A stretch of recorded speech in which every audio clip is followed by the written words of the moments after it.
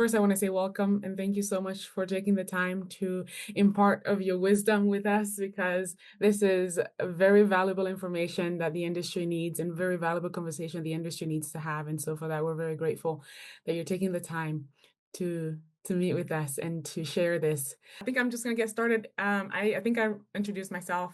You don't really need to know much more about me, but I'm going to go ahead and get started with Mr. Epps or Christian. If you're okay, we're going to do a brief introductions. If you're able to keep it as brief as you can, hitting the main points, that would help us so we can move forward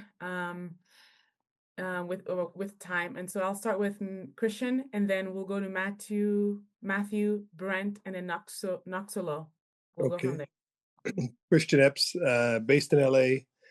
Been working back and forth between the US and Africa since 2006. And Nigeria in particular was the start. I did the This Day Festival for several years. I've done StarQuest, Maltina Dancehall. I did AMVCAs and 3 Nollywood films with some of our compadres on this call.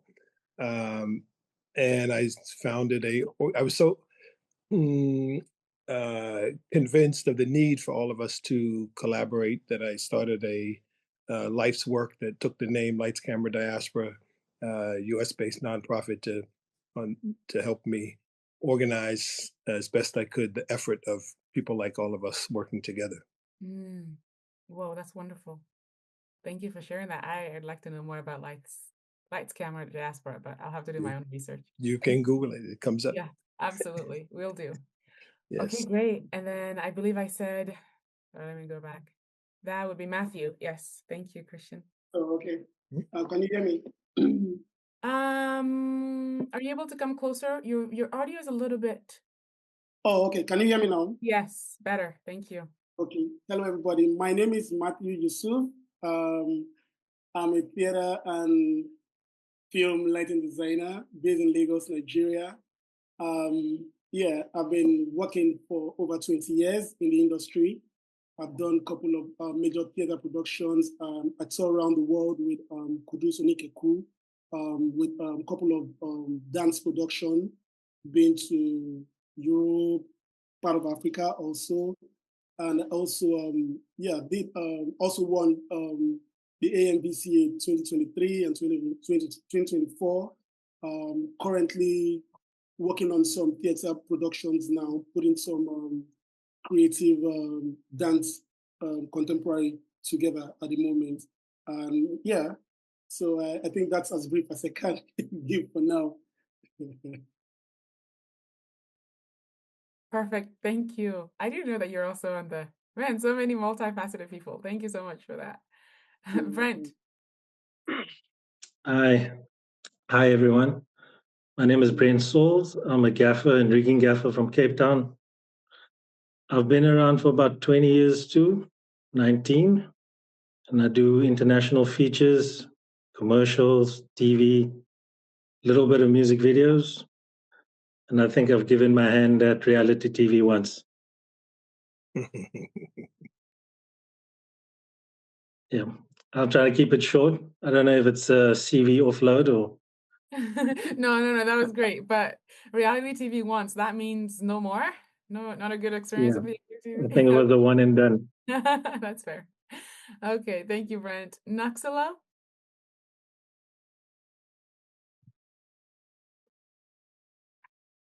I will say, Noxolo and Precious, I'm sorry, if you're still able to keep trying to see if you can go to horizontal instead of vertical, that would be great. But if it's going to cause trouble, then no worries. I'll check it out later. Hi, guys. How are you?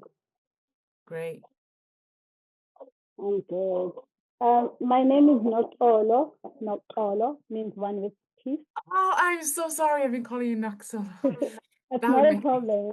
That's why I have Nox, because pronunciation is a problem for many. Don't worry about it.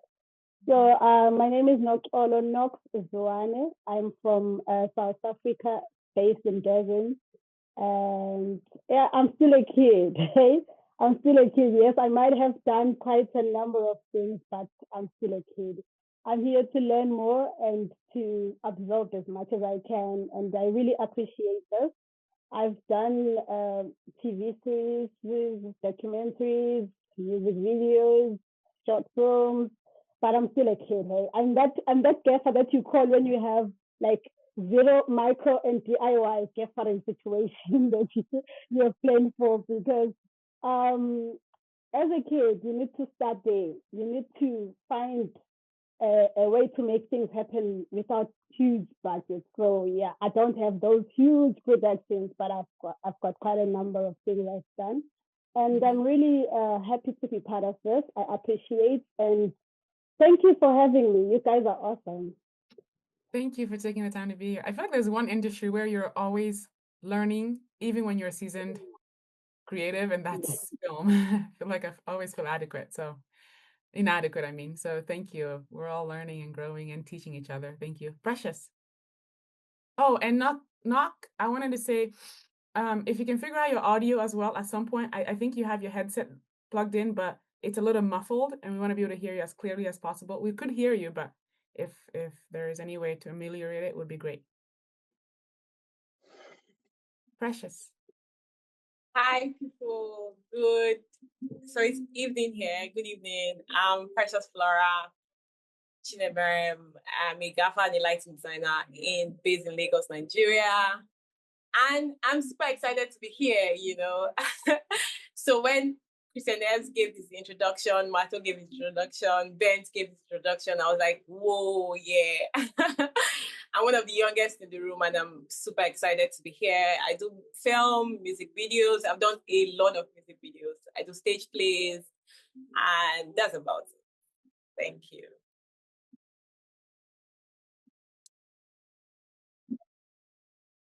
All right, I was trying to fix my light as well. I will go with Godwin. Hi everyone, my name is Godwin Lawani. Gaffer and light designer for stage and film. Been at it for about 20 years. Done a few documentaries, music videos, but I've done a lot of films. Recently I became a podcaster of a show called Gafferman Show.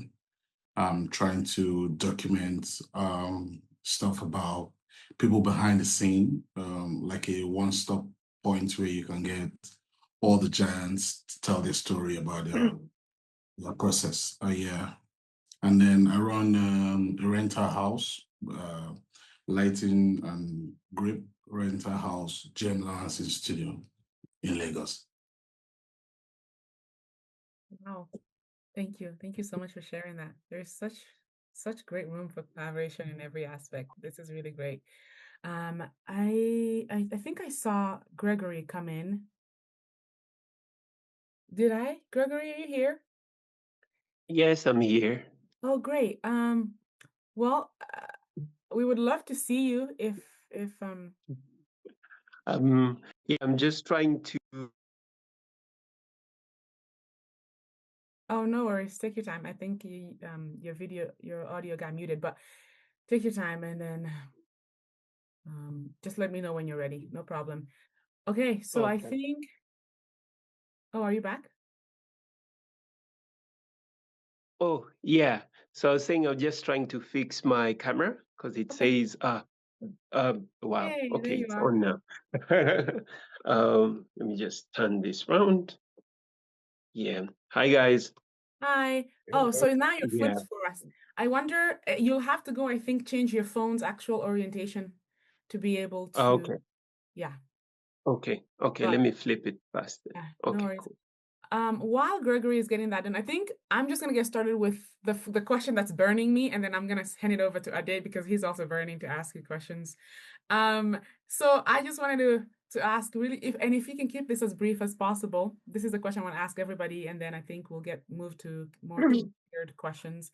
But I wanted to ask, the film industry has so many departments, and I kid you not, every time I've been on set, lighting is absolutely my favorite because I'm often in front of the camera as well. And so when I don't look good, and I've been on set where I did not look good because of lighting and makeup. And so for me, lighting and makeup are my best friends on set. And so I think it's absolute gift to be able to bring something like that to life through image and then story to screen. And so I wanted to ask really briefly if you're all okay to just share, 30 seconds to a minute, why lighting? There are so many departments. What drew you to lighting? And just share that, and then I'll hand it over to Ade. Thank you all so much. I'll start with God. Actually, yeah, I'll start with Godwin and go the other way around. So yeah, in film school, I majored in scripting and directing, but at that point, films from from Nigeria, Nollywood, were not really creating the atmosphere that they tried to depict. Like if it's night, it should look like night, and if it's day, it should look like day. In my own, so from there, I tried my hands in a few classwork in school, and then it came out good. I was shocked. And then from then, they won't let me rest. I was practically on every set from my class to other classes. And then a few weeks later, I was on this very long project for Nigeria Customs. So yeah, from then, it has been very good. 2014, we made a film that sort of showed that, okay, we can actually depict day and night. And then that was the point where I knew that, okay, yes, I'm achieving what it is. And that also got me my first nomination in AMVCAs. And so then I knew, yeah, I'm making the right move. For me, that's how I started. Amazing. Thank you. Thank you for sharing that. I'll hold my commentary so we can move faster, but thank you for sharing that. I'm going to go to Brent. Hey. So the question of why lighting for me, I think the film industry found me just because I didn't want to do what I studied, which was public management and working for the government. I think I did about a week's work a week and decided this wasn't for me. I saw a film crew shooting out the window, so I was daydreaming, just watching them work. And I said to myself, I can do that. And I started asking around some friends. Lucky for me, a friend of a friend knew someone that was in the industry, and he got me in as a PA. And I guess I just learned to follow instruction. That's amazing. Thank you. Thank you for sharing that. Awesome. I'm going to go to Precious. Oh, Precious, the question was why lighting? There's so many departments in the film industry. Why did you choose lighting? Why lighting? Lighting, I think lighting was something that drew me to itself. I studied theater and film, and I honestly didn't want to be found in the lighting department. I wanted to be an actress. But then there was something about this department that had only guys in it, They would just look all cute, they wouldn't allow any lady come in. They'll say, step out, it's not for ladies. And I was very curious. I wanted to know what was happening inside there, And then that was my earliest experience, an introduction to lighting. I like that as a lighting person, I'm able to tell stories with colors. I'm able to make people feel how I want them to feel, and I mean, it's been beautiful. It's been about 10 years now, and I've enjoyed every single bit of it, Yeah. Thank you. Thank you. That seems like that would be my mindset if I were to join lighting to be like, too many guys. I want some ladies in here. Thank you. So thank you, Precious, and not for representing. We appreciate you. So with that note, I'm actually going to go to Knock and ask why lighting? What got you into lighting? Well, I went to DUT, the Durban University of Technology here, and we did video technology. So there's a module that is called camera and lighting. It was taught by Professor Pete Barnett. When somebody talks about something and it's your first time actually paying attention to that particular thing.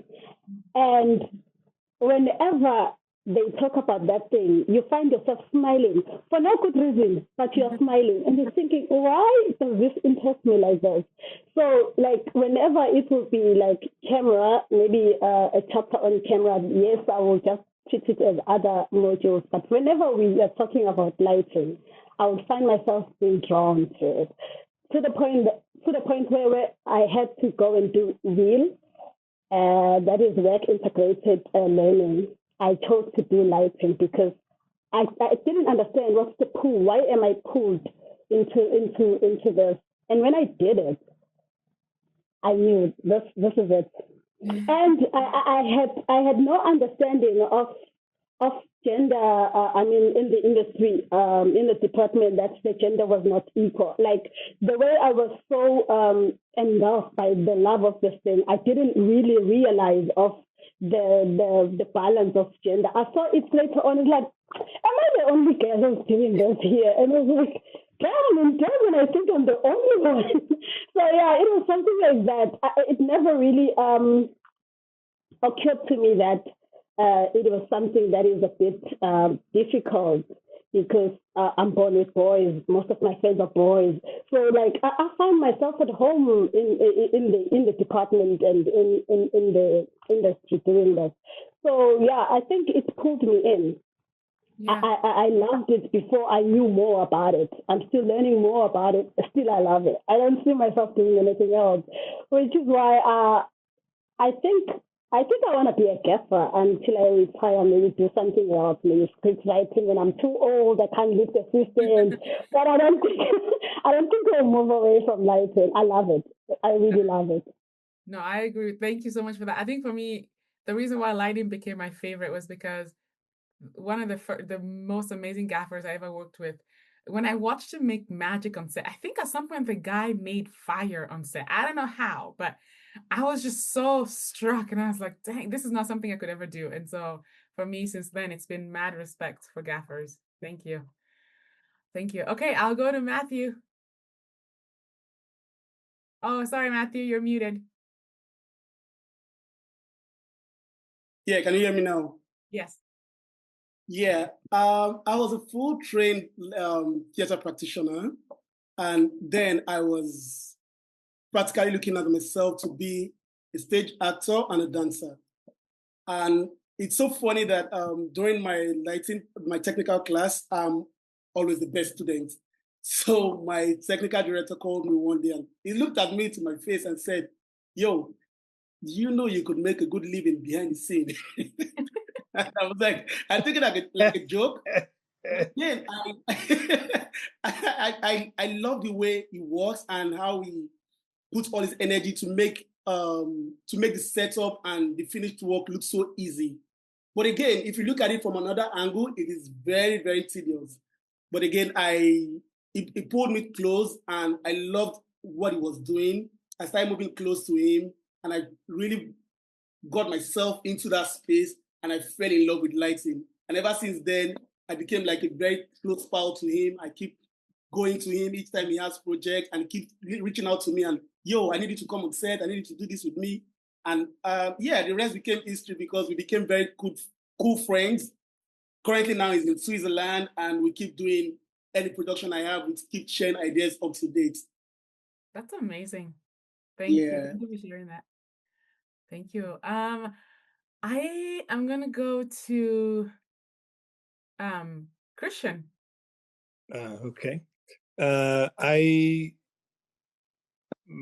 mother used to take us around to see a lot of different things when I was very young, and to see shows and museums and things like that when we were kids. And then I ended up at a school getting registered at 11th grade, and the guy next to me said, "You get out of class early if you get in performing arts." So I wanted to get out of class early, so I signed up.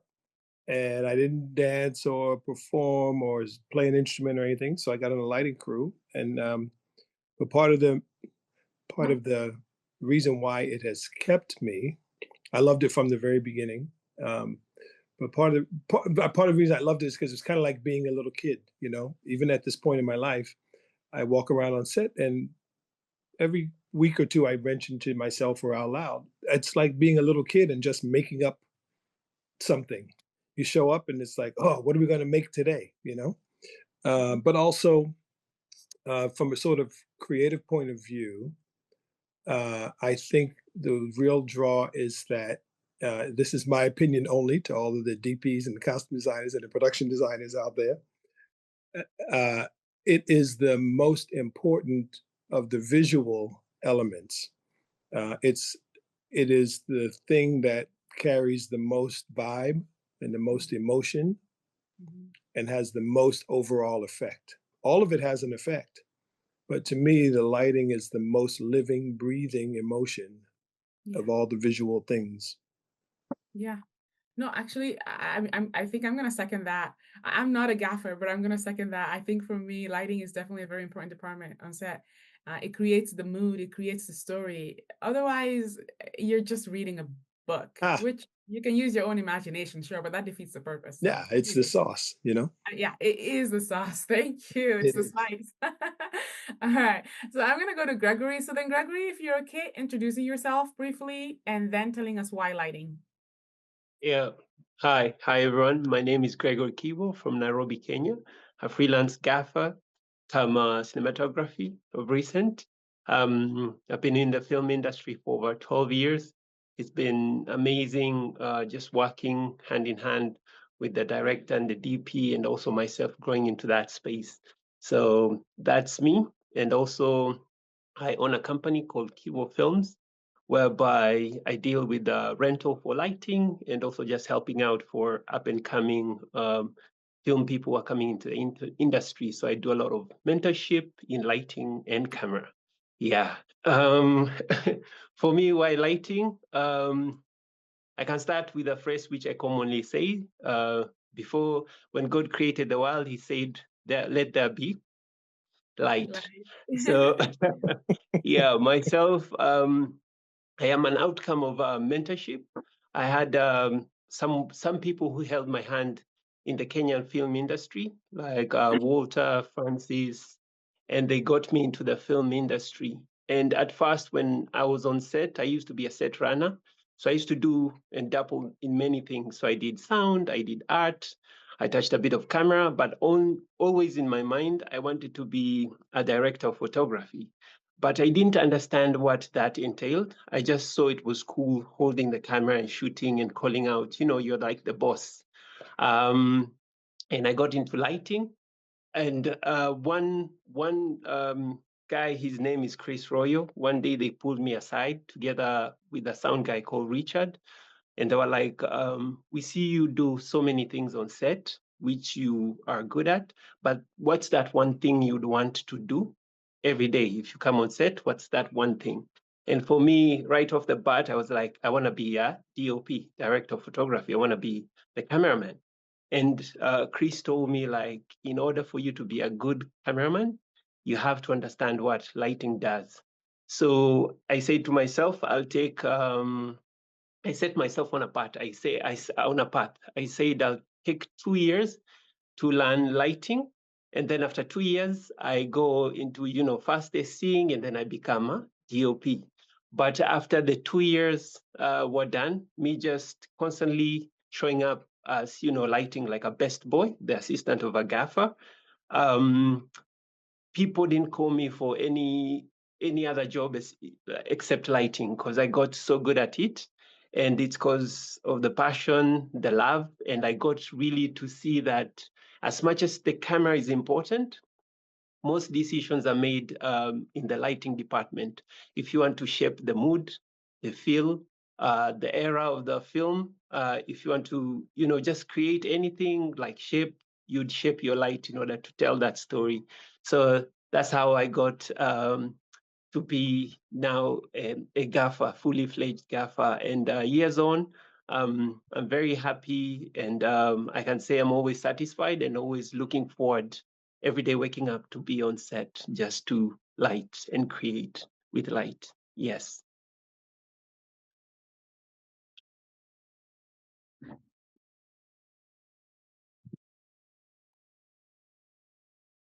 Okay, thank you, Gregory. Do we have? Oh, sorry, I was Do we muted. have I'm Bernard sorry. yet? Go ahead, Maddie. No, sorry, I forgot that I was muted. I said thank you so much, Gregory, and then I was saying, do we have Bernard with us? And then I'll turn it over to Ade.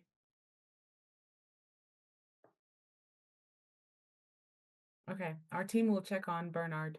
So Ade, I'll let you take charge. Thank you all for sharing, and then we'll hit the ground running. All righty. Thank you so much, everyone, for being here today. It is my pleasure, to be hosting and moderating great human beings, who I've worked a lot with and who I've also learned a lot from.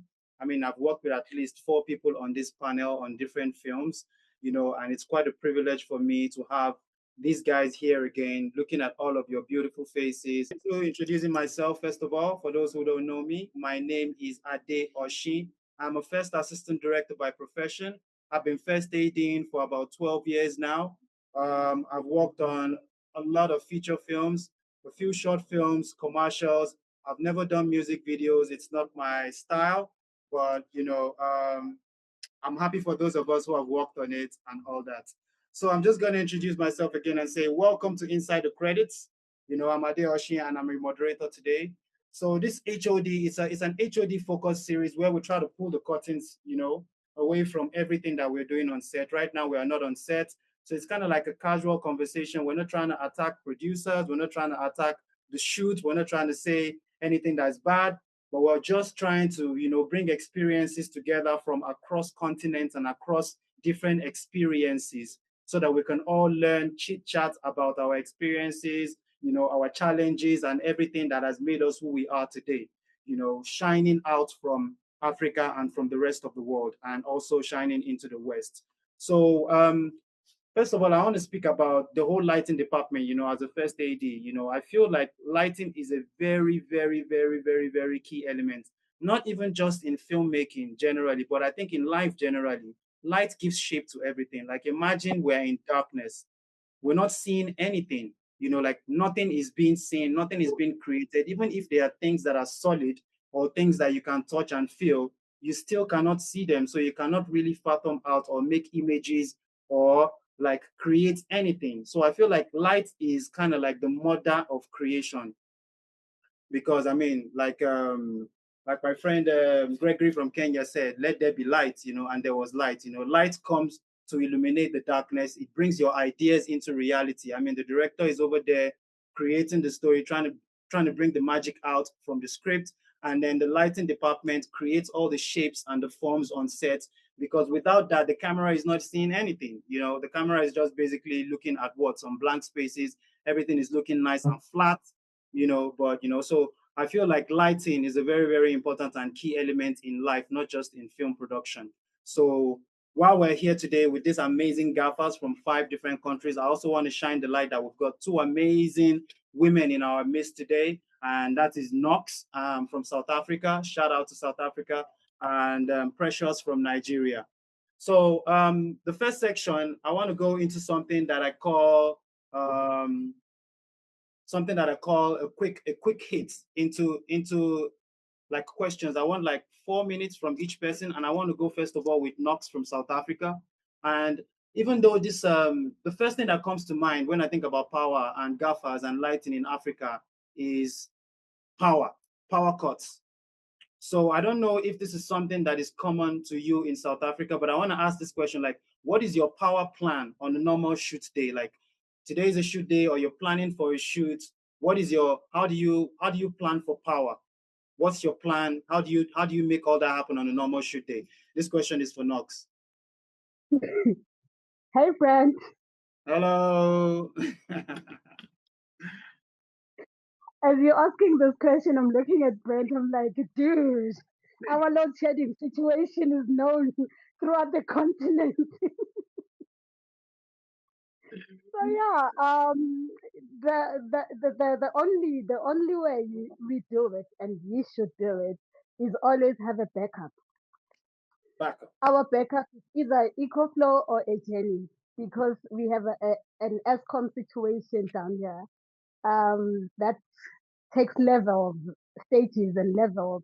So it's never a situation of just one power source or one plan. You need to have a backup of a backup plan. So it's a situation of maybe house power if you're on location, house power, generator, then batteries or eco flows. So it's always that.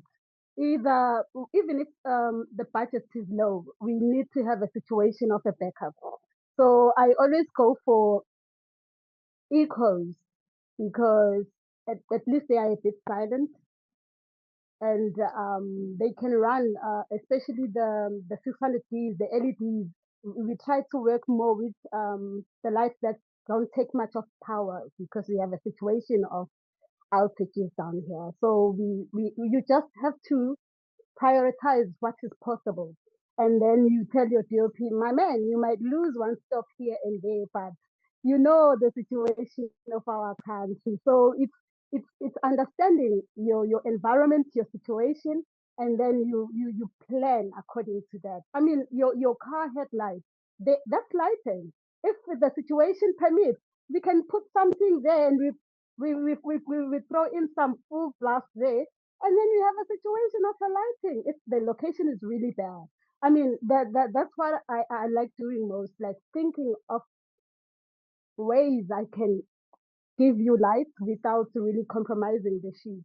So when it comes to power, my options are just have a backup of a backup. That's how it is because our load shedding is really bad. And you know the situation of old tubing in the locations, tripping breakers and all that. So it's always, I always have a generator, be it the smallest or whatever the production can afford. It's either a Jenny or EcoFlow, but yeah, that's that's how you should always like play with and then understand your cabling, how much amps you're gonna need for the lights. But I always try to gun for LEDs because they don't take much as a HMI. I mean, okay, it's 3 minutes that it will be doubled, but hey, if the situation is bad, you really need to think deep about can you afford to finish a 12-hour what you have. So yeah.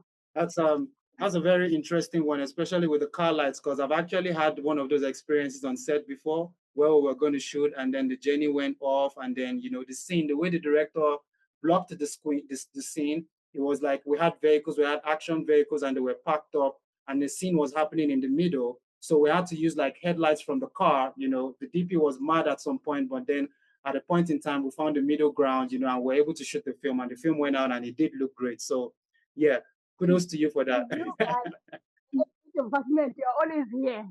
The AD department is always here. But if you have like the best AD and the best communication system between the three of you, the DOP, the Gaffer, and the AD, I mean, we can make the whole production agree to whatever we say. If we say the sky is blue, the sky will be pink if we say so as well. So I always go to my AD first and make friends with that person because Yes. I know if that guy agrees with me, we are willing. No matter what Yes. I say, it will work. Yeah. Yes. That's a very good way to go about it. And as a first aid, what I usually try to do when we're on tech records and when we're visiting locations is to really speak with the gaffer and and let me know how much work that they have to do at each location, where their trucks are going to park, how the cables are being run, are we having a silent journey? What's your power plan? Just to be able to help them fit everything into the schedule. So yeah, you're very right where you have to, go to your AD and make sure that, all the plans are across board within, each other. So this will take me to Precious.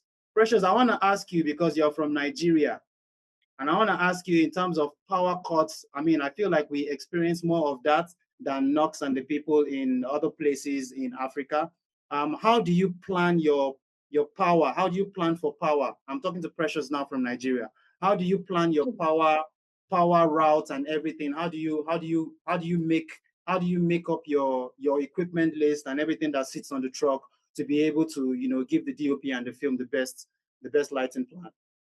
Okay, so for me, I heavily rely on generators, like Nox said, for depending on production budget. Yeah. So there are budgets that can carry the big journeys, you know, the Lisa generators. There are projects that, you know, you have to use smaller generators. But I always have my generator. You know, there are locations that we get to film sometimes, and then they provide power, right? They say, oh, don't worry, we're going to have power 24 hours, but I always have a generator. And aside that, I always make sure that I have LED lights that have batteries, you know, in cases that you might want to turn on the generator and something happens. A lot of things happen on set, you know, and I don't like surprises. So I always have battery powered lights with me on my list, and I always have a generator. Whether the production is providing power for me or not, it's like a backup for me. So yeah, basically. That's quite I don't interesting. rely. I actually do not rely. So I've had this very funny instance where the production said, "Oh, don't worry, it's a short shoot. The space where we're filming will have power. You know, very sweet story." And I'm like, okay, thank you very much. But I have this kit that always goes on set with me. It has like battery powered lights and stuff. So we got in there, and then guess what? Power went out. You know, and I'm like, what's going on? You said, you know, and then I'm like, you know what? Don't worry. I had my guys bring out my stuff, and you know, we got shooting. So I always make sure I have battery powered lights. I always make sure I have a generator somewhere on standby. You know, I don't trust guys. Okay. So, I mean, I'm hearing a lot of generator as a backup plan, you know, and battery powered lights as a backup plan. But like, I've been on a set before where, you know, all of these backups were there. And there's also a peculiar problem that we have, you know, in Nigeria and a little bit of rest of Africa in terms of carbon footprints. So now when we're talking about journeys and all of this stuff, I've been on the set one day, this gaffer had everything, you know, all the backup of the backups like Knox. But at the end of the day, there was a situation where the journey just went off. What happened? There's no fuel in the journey, sir. And I'm like, there's no fuel in the generator. How come? Where is the backup of the fuel inside the generator? Do you get what I'm saying? So how do you deal with that? Because now if you have a generator, you still have to get some gas to put in the generator for it to be able to power. And if you are working long hours and the journey has to go on for a long time, whereby you don't have house power and all of those things, how do you maneuver around getting as much gas as you need? How do you refill? How do you cope with that challenge? So most times when I work on productions where I have to use like super big generators, and they say the spark person says this generator is supposed to run for let's say 10 hours, and after 10 hours we have to like, you know, go on a little break and come back up, for instance. Once they feel if for instance I need 50 liters for a day, right, for that 10 hours, once we go get that 50 liters and fill the tank, they immediately go back to go and get another 50 liters on standby. Because I don't hear like I always make sure that once we have what we need for the day, we have an extra, you know, diesel for just in case anything happens, you know. Yes. I always make sure there's backup for diesel. Yes. Good advice. You should keep telling everybody that everybody should have a backup of fuel. After you back up the gen, if you have 2 journeys on set, then you have a couple more drums of fuel to go with that. You know, let's always put that in the budget. Okay, so while we're talking about power now, I want to speak with Kristen, who is a lighting technician from the United States. And what I want to hear from you, Kristen, is in this new world of transitioning of trying to live sustainably, how do you, and because you've done a lot of training and you've set up this whole thing for gaffers and for lighting departments across Africa and across the US, where do you see the lighting department in terms of sustainability as the world is changing now? Like very soon we stop depending on generators, we stop depending on fuel and gas. How do we reduce our carbon footprint and still make great movies? The echo flows are very popular here as well. We actually just did a big test on the show I'm on now. We're on a Netflix show called Forever, and we, during prep, just did a big generator test with 3 different plants. One is like a tow plant that is a hybrid where there's a battery, but there's also a diesel generator all on the same truck. And so when the battery runs down, the diesel kicks in and recharges it at 480 volts or whatever, and charges it very fast. And so in theory, that would be much cheaper than to run the hybrid, than to run the diesel all the time. One of them is a battery powered that lasts, in our world on paper, it lasts 5 to 7 hours with usage, and that's with a good amount of lights on it. But it has to charge, by hard power. And then the third one, honestly, I don't remember what it was. We end up not using it. Basecamp uses it, but we are definitely going through a thing over here where I don't think it'll happen in the next 2 or 3 years, but sometime in the next 5 years, it'll probably be mostly battery for major shows. And those are big, expensive plants that can carry a good amount of lights. The problem exists that solar technology has not has not caught up with the film business. These people on this project, on this platform, we all use a lot of power. So solar works for a very small, a little exhibit that happens, for an hour or two, maybe with a few par lights on it or something, a few LED pars, but not for a film in terms of lasting the whole day. But they will get there, I think, with the battery charge. Now, the real challenge in that whole conversation to me, for us as filmmakers, is sometimes we're being driven by battery and power issues, but the creative is run by what we, mankind, society knows in terms of lighting. So you need a certain amount of light, a certain amount of look, a certain amount of aesthetic to accomplish the thing that between you and the audience, and all those steps in between, right? They don't know or care about sustainability. And so there's still this gap between our need to be sustainable, because we all live in this world, and our need to create a reality that exists. LEDs help, but LEDs have limitations creating some types of lighting. They do not produce the same effect that sunlight produces. They do not produce the same effect that 20K Fresnel produces. They do not produce the same effect that an HMI produces. They're great. The show I'm on now, it's probably 95% LED most of the week, but we also have HMIs, and we also have tungsten on the truck, because there are moments where it matters to the film. There are moments where it matters. And so we all have to stay on top of that very thin line between budget, power availability, and sustainability on one side, and what we know as what people, society, humans, individuals all know as lighting, and what that looks like aesthetically to an audience. And so right now there's still a gap in there, but companies are working hard. It's a Netflix show, and they are on the last 4 years, I guess I'll say, they have been very diligent about sustainability department on every show, about sustainability department pushing us as much as they can to use as much as we can.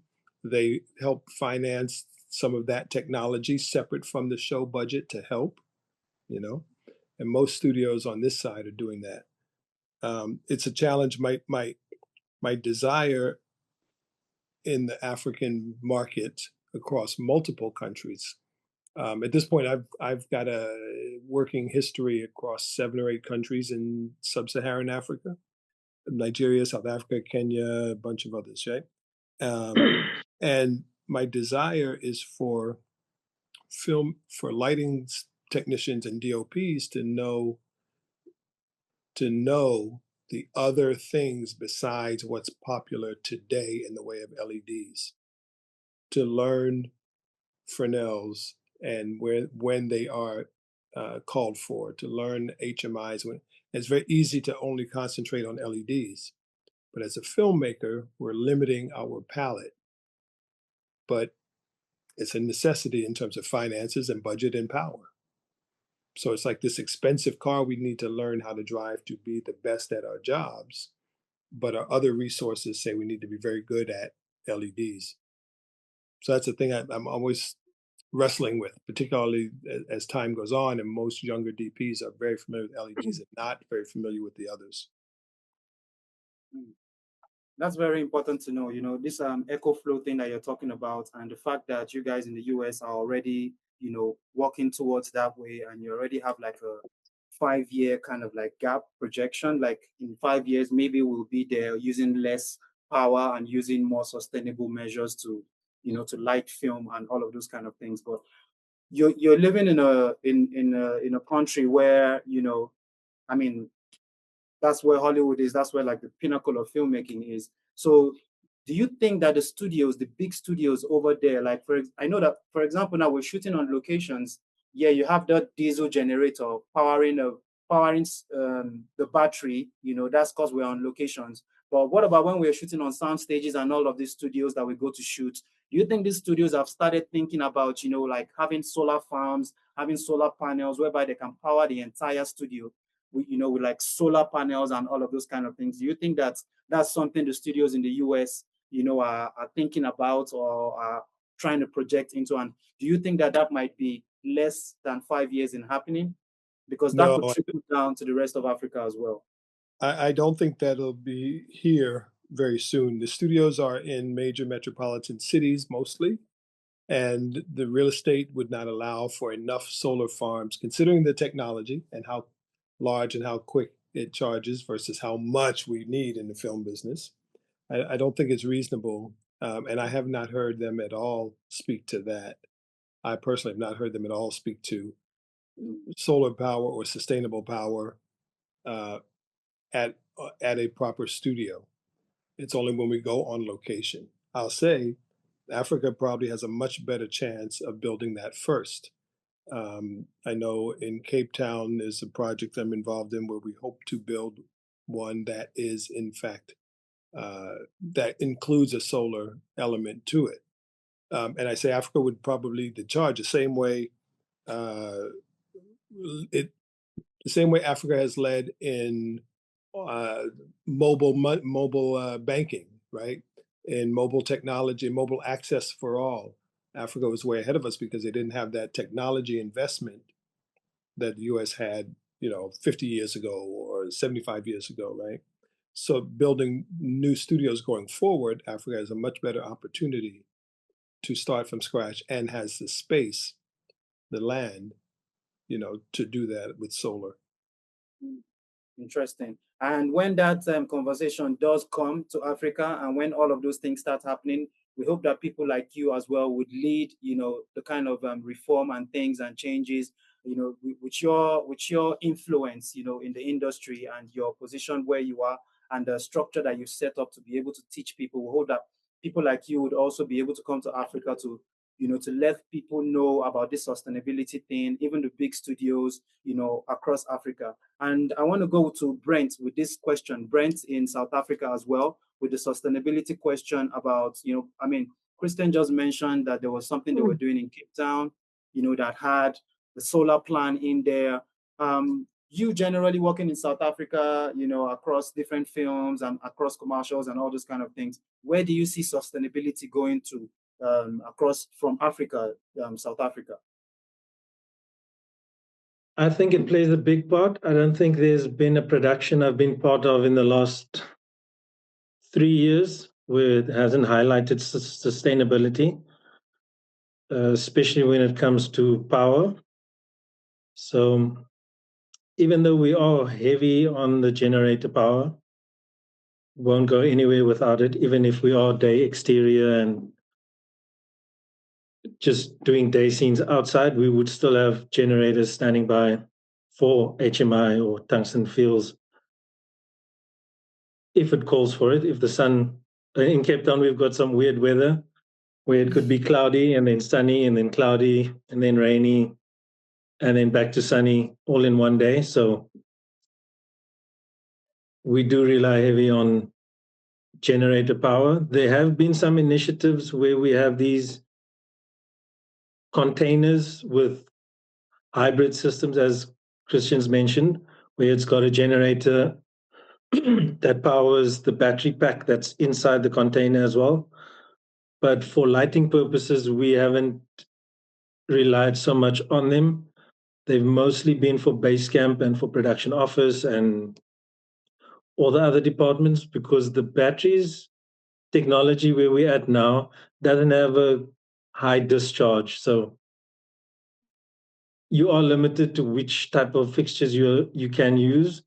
I don't think we're there yet for running HMIs longer than 2 hours. And that would just be one. That would be one fixture, maybe, and maybe an M40, maybe two M40s. But I don't think it's long enough to complete one scene. So the technology is definitely there and it's spoken about. And we are asked to be mindful about how much power we use. So on a lot of features here, we've got this thing called Sustainability Award per week.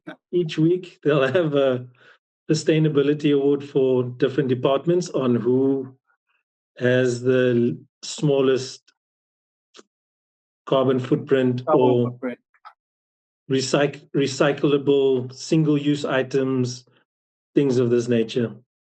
So when it comes to power in Cape Town, we haven't had a lot of load shedding in the last year or two, but heavy reliance on generators. I don't think I could go anywhere without the generator. It also depends on the scale of the show, depends on the space that we're lighting, depends on the amount of people in the scene. So I think being prepared for changes in schedule, whether changes in schedule and scene, taking a interior scene, exterior in the not ideal weather, it's always good to have generator power standing by. So on the sustainability side of it, I think there's a lot of talk around it. There's a lot of effort put in. Maybe in time we'll get there where we have LEDs that can get us closer to a HMI sun feel, but yeah, we've tried with tungsten outgunning the sun over here in Africa. It's quite a thing. It's quite a task to manage. So I'm not an electrician like that, who I can speak on the different technologies coming out in the future, but I do think in certain places it helps. Smaller battery packs. We do have these battery packs that are wheel-based, which are basically just a bunch of 24-volt batteries ran in parallel. And they have their place. So if it's well planned and you know where you are going to use, where you can use house power, where you can use battery packs, and on which days you're going to be running HMIs, I think it's all planning. Which days you just use straight sun, reflectors, mirrors, bouncers. I think it's something that could be managed. Yeah, I mean, speaking about light as the mother of creation, I feel just off the top of my head now, I'm just thinking like you know, when we bring these generators on set, like what if we have these generators and they are fully covered with like solar panels?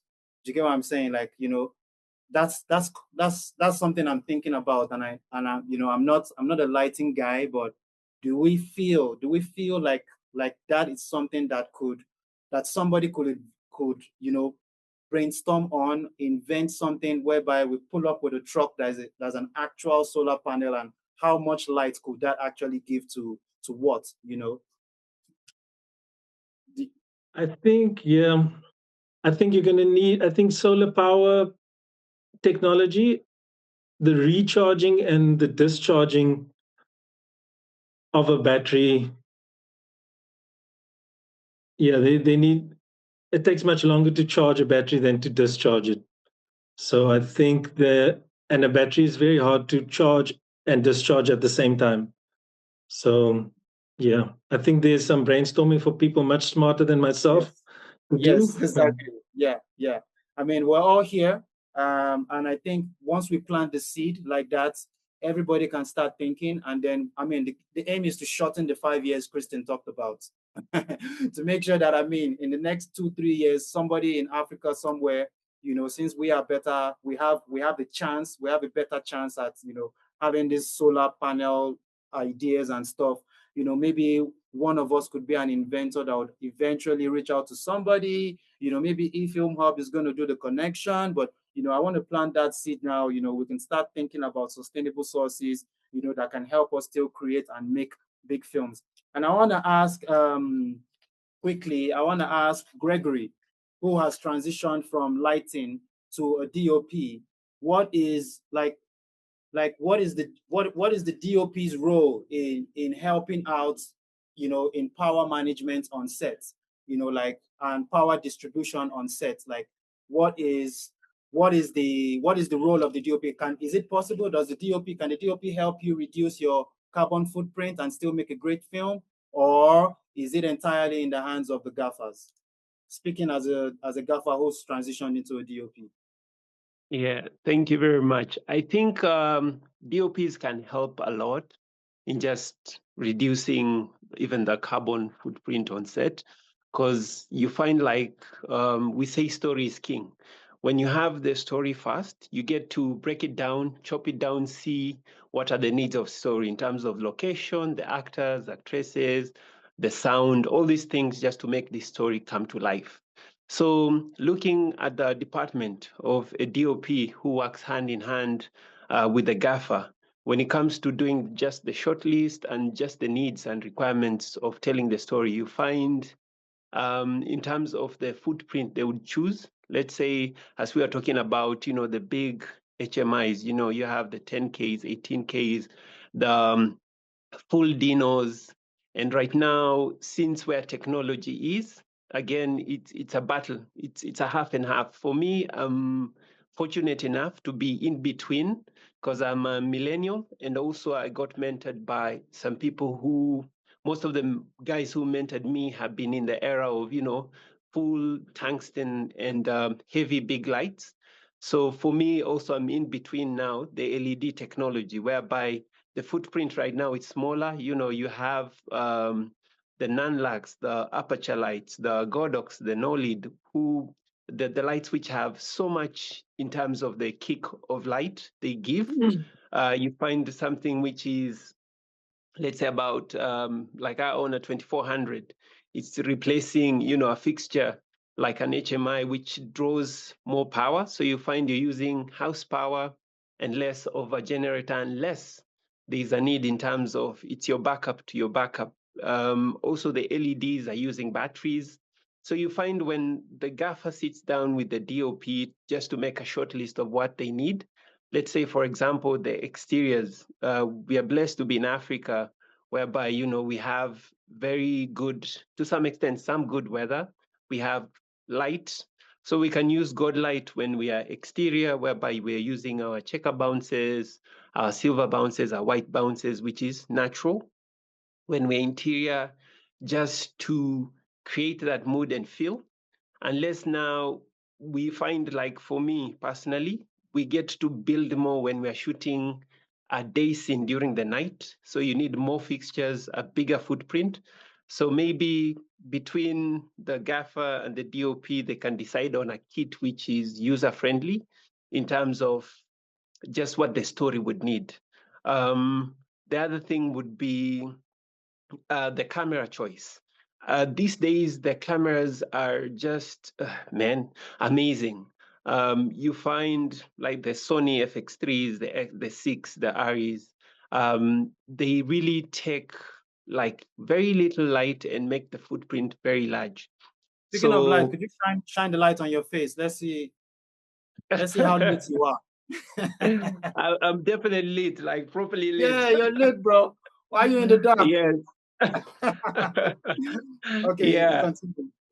So looking at just the cameras which are out right now, they and the lenses also, the lens choices, they work so well in terms of they reduce the footprint in terms of the lighting kit you need. I would think it's a plus and a negative to some extent. Whenever it's a double-edged sword, because you find sometimes with the new age DOPs, for example, I was doing a commercial with a young DOP. He just requested for like 2 lights. He had one kick, which was 600, and then he used tube lights and MC's Pros.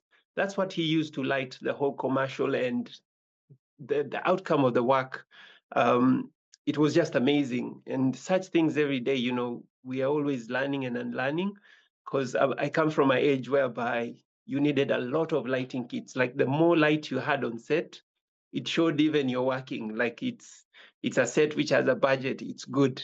Like, money is there. But these days, the footprint is smaller. You find the light kits are operating on less power, house power. You find use battery powered lights. So that's really amazing. And I think it's a very great place to be. And we're just waiting. We're just looking and watching and learning again on where the future of as gaffers we're going and DPs. Yeah. That's really, really good to know. Question for you again, Gregory, is Yeah. I mean, you just spoke now as a DOP who transitioned into as a gaffer who transitioned into a DOP. Is it in Yeah. the gaffer's place to suggest to the DOP sustainable measures and things, like that they can, use to cut down the carbon footprint and still get the exact look that they want, haven't chosen the cameras already and all of those kind of things? Yeah.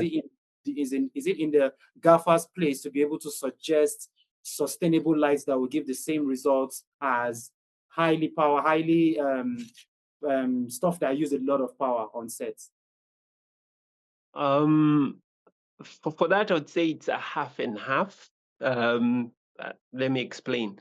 One, you find, for example, you would walk into a situation where you have someone who has more, has been in the industry for long, and they have a leaning towards a certain type of equipment that they use to get a certain type of look and feel, depending on the story.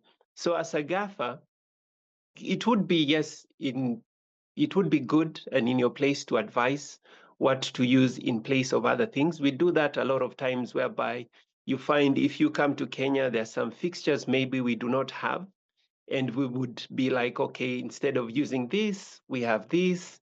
Because once a gaffer, always a gaffer, and you'll always find a way of lighting with whatever is available. Again, it can work in that way, depending on just who you're working with, how flexible they are to accepting that kind of suggestion. Sometimes you'd find some DOPs are very hard and difficult. Whatever they want, they just want, and you just have to give them what they want and need. So it's flexibility and just about accommodating each other. So I think it's also a double-sided, like it's half and half. As a gaffer, you can advise, and sometimes you'll find you'll advise, but your advice is not taken due to the nature and just in terms of not really a limitation, the amount of information the person has on what they want to use as a DOP. Yeah. Thank you very much, Gregory, for that. Thank you guys for all the insights on that.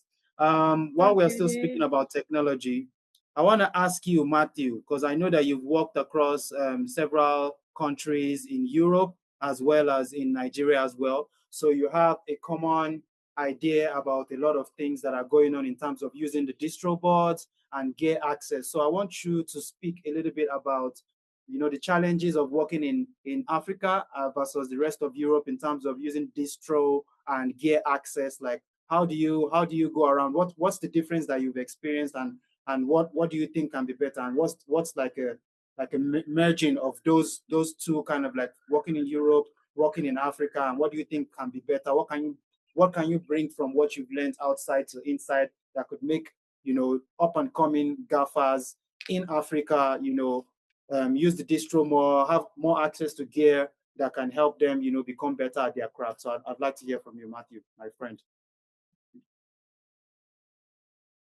Yeah, thank you. So I would break it down this way, right? From where we're coming from, back here in Nigeria, we, like Precious and Godwin could accentuate that we have the challenges of power. Then sometimes when we get on set, we are limited in terms of what the location looks like, where your journey is going to be parked, and how your channeling of a cable is going to happen. So most times it is always good when you assign someone to do something, because as a gaffer, you don't want to be everywhere. You don't want to do everything by yourself. So that's why you work with a professional team. You work with the best hands, if I use that word. You have your team, you have your spark, you have your runner, you have your cabler. Everybody understands what they're doing at that particular time. Because I know over the time we've actually adjusted to that level now with the way we work now back here in Nigeria. Getting to how we use our distributing powers on set. Our spark is also always an experienced person in the electrical department who understands the level of power that can be split into different parts of sets. So once the person gets the distro box on set, he assigns every department, every member of the team to know where each power needs to be connected to. So in doing that, it helps us to actualize what we intend to do in terms of power separation. So comparing with the way I worked abroad most times, power is not a problem in some cases because power is constant. When we get to the theater, most of the productions happens in the theater. So what happens in the theater is a lot of things are being preset. You're there. The rigging facilities are not what you are climbing up to meet. Some of them are the rig that comes down to you while you set up the lights and makes your job easy. Over the years, I think 1 or 2 studios here also has a drop down rig now that we can actually work with like that. In terms of safety measures also, a lot of us have actually experienced the space of how to manage safety on set while we work with power. Because most times those days we try to use cables, loose end cables to run power. Now a lot of us have moved from there to make sure we have our SIG pump cables, our plugs, distribution cables are always on point now. So I feel that a lot of changes have actually happened over the time because some of us have actually seen the other side of the space. With my team and with the rest of the people that I've actually worked with also, I've also been able to enlighten them, teach them how to spread powers when we come to spreading powers, how to be sure of where. And again, just to pull us back again, most times I also try to run away from locations power because most times we have locations and we don't really have the time to check what their power, we don't have the old luxury of time to know what the old power in that building is like most times. So what we do most times is we rely on our power from our journey to power all equipment we bring for our sets. Then whatever power that we use in the building is actually, because it's an existing power that is happening in the house, we know those ones are fine. But again, using the outlets in those buildings at times may cause us damages.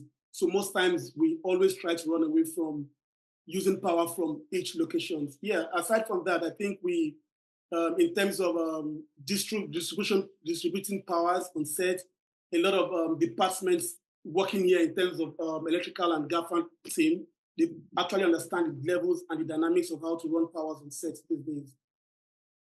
That's interesting. I mean, it's very good to know that, you know, the job is getting, I mean, you mentioned that it's like when you work in Europe and then when you work in Nigeria and Africa, you know, it's kind of like easier over there, and then you're trying to bring the knowledge down here.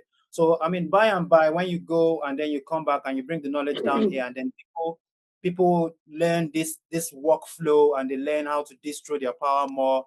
Do you think that making the gaffers' job easier is making gaffers generally lazier or less adventurous with their approach? Or do you feel like the technology is still like, do you feel like if the jobs gets easier, the gaffer gets less adventurous? Or do you feel like it's the other way around? Do you think that that's something, is that a thing? I don't think it's a thing, because the easier it gets in terms of distributing power and also trying to put things in place, it gives you more time to be creative around it. Because if you realize, gone are the days where in as much as currently we are still using more energy into the work to do setup, to prep lights and work with the DP most times, we always go into that space of hard work. Yeah, in as much as we have a lot of heavy duty lights to carry, stands to move around, in as much as we pre-planned, you still get to set, there's some creative ideas that you need to run in your head. While you finish your setup, while you're trying to look at the monitor, and your conversation with the DP could actually be stronger if it is lesser in terms of the energy you put into all these spaces. So once it becomes easier, you have more time to create and also liaise with the DP and also plan for future scenes and also add more ideas to the scene that you intend to light. I agree with you. Okay, with that, I want to ask my good friend Godwin.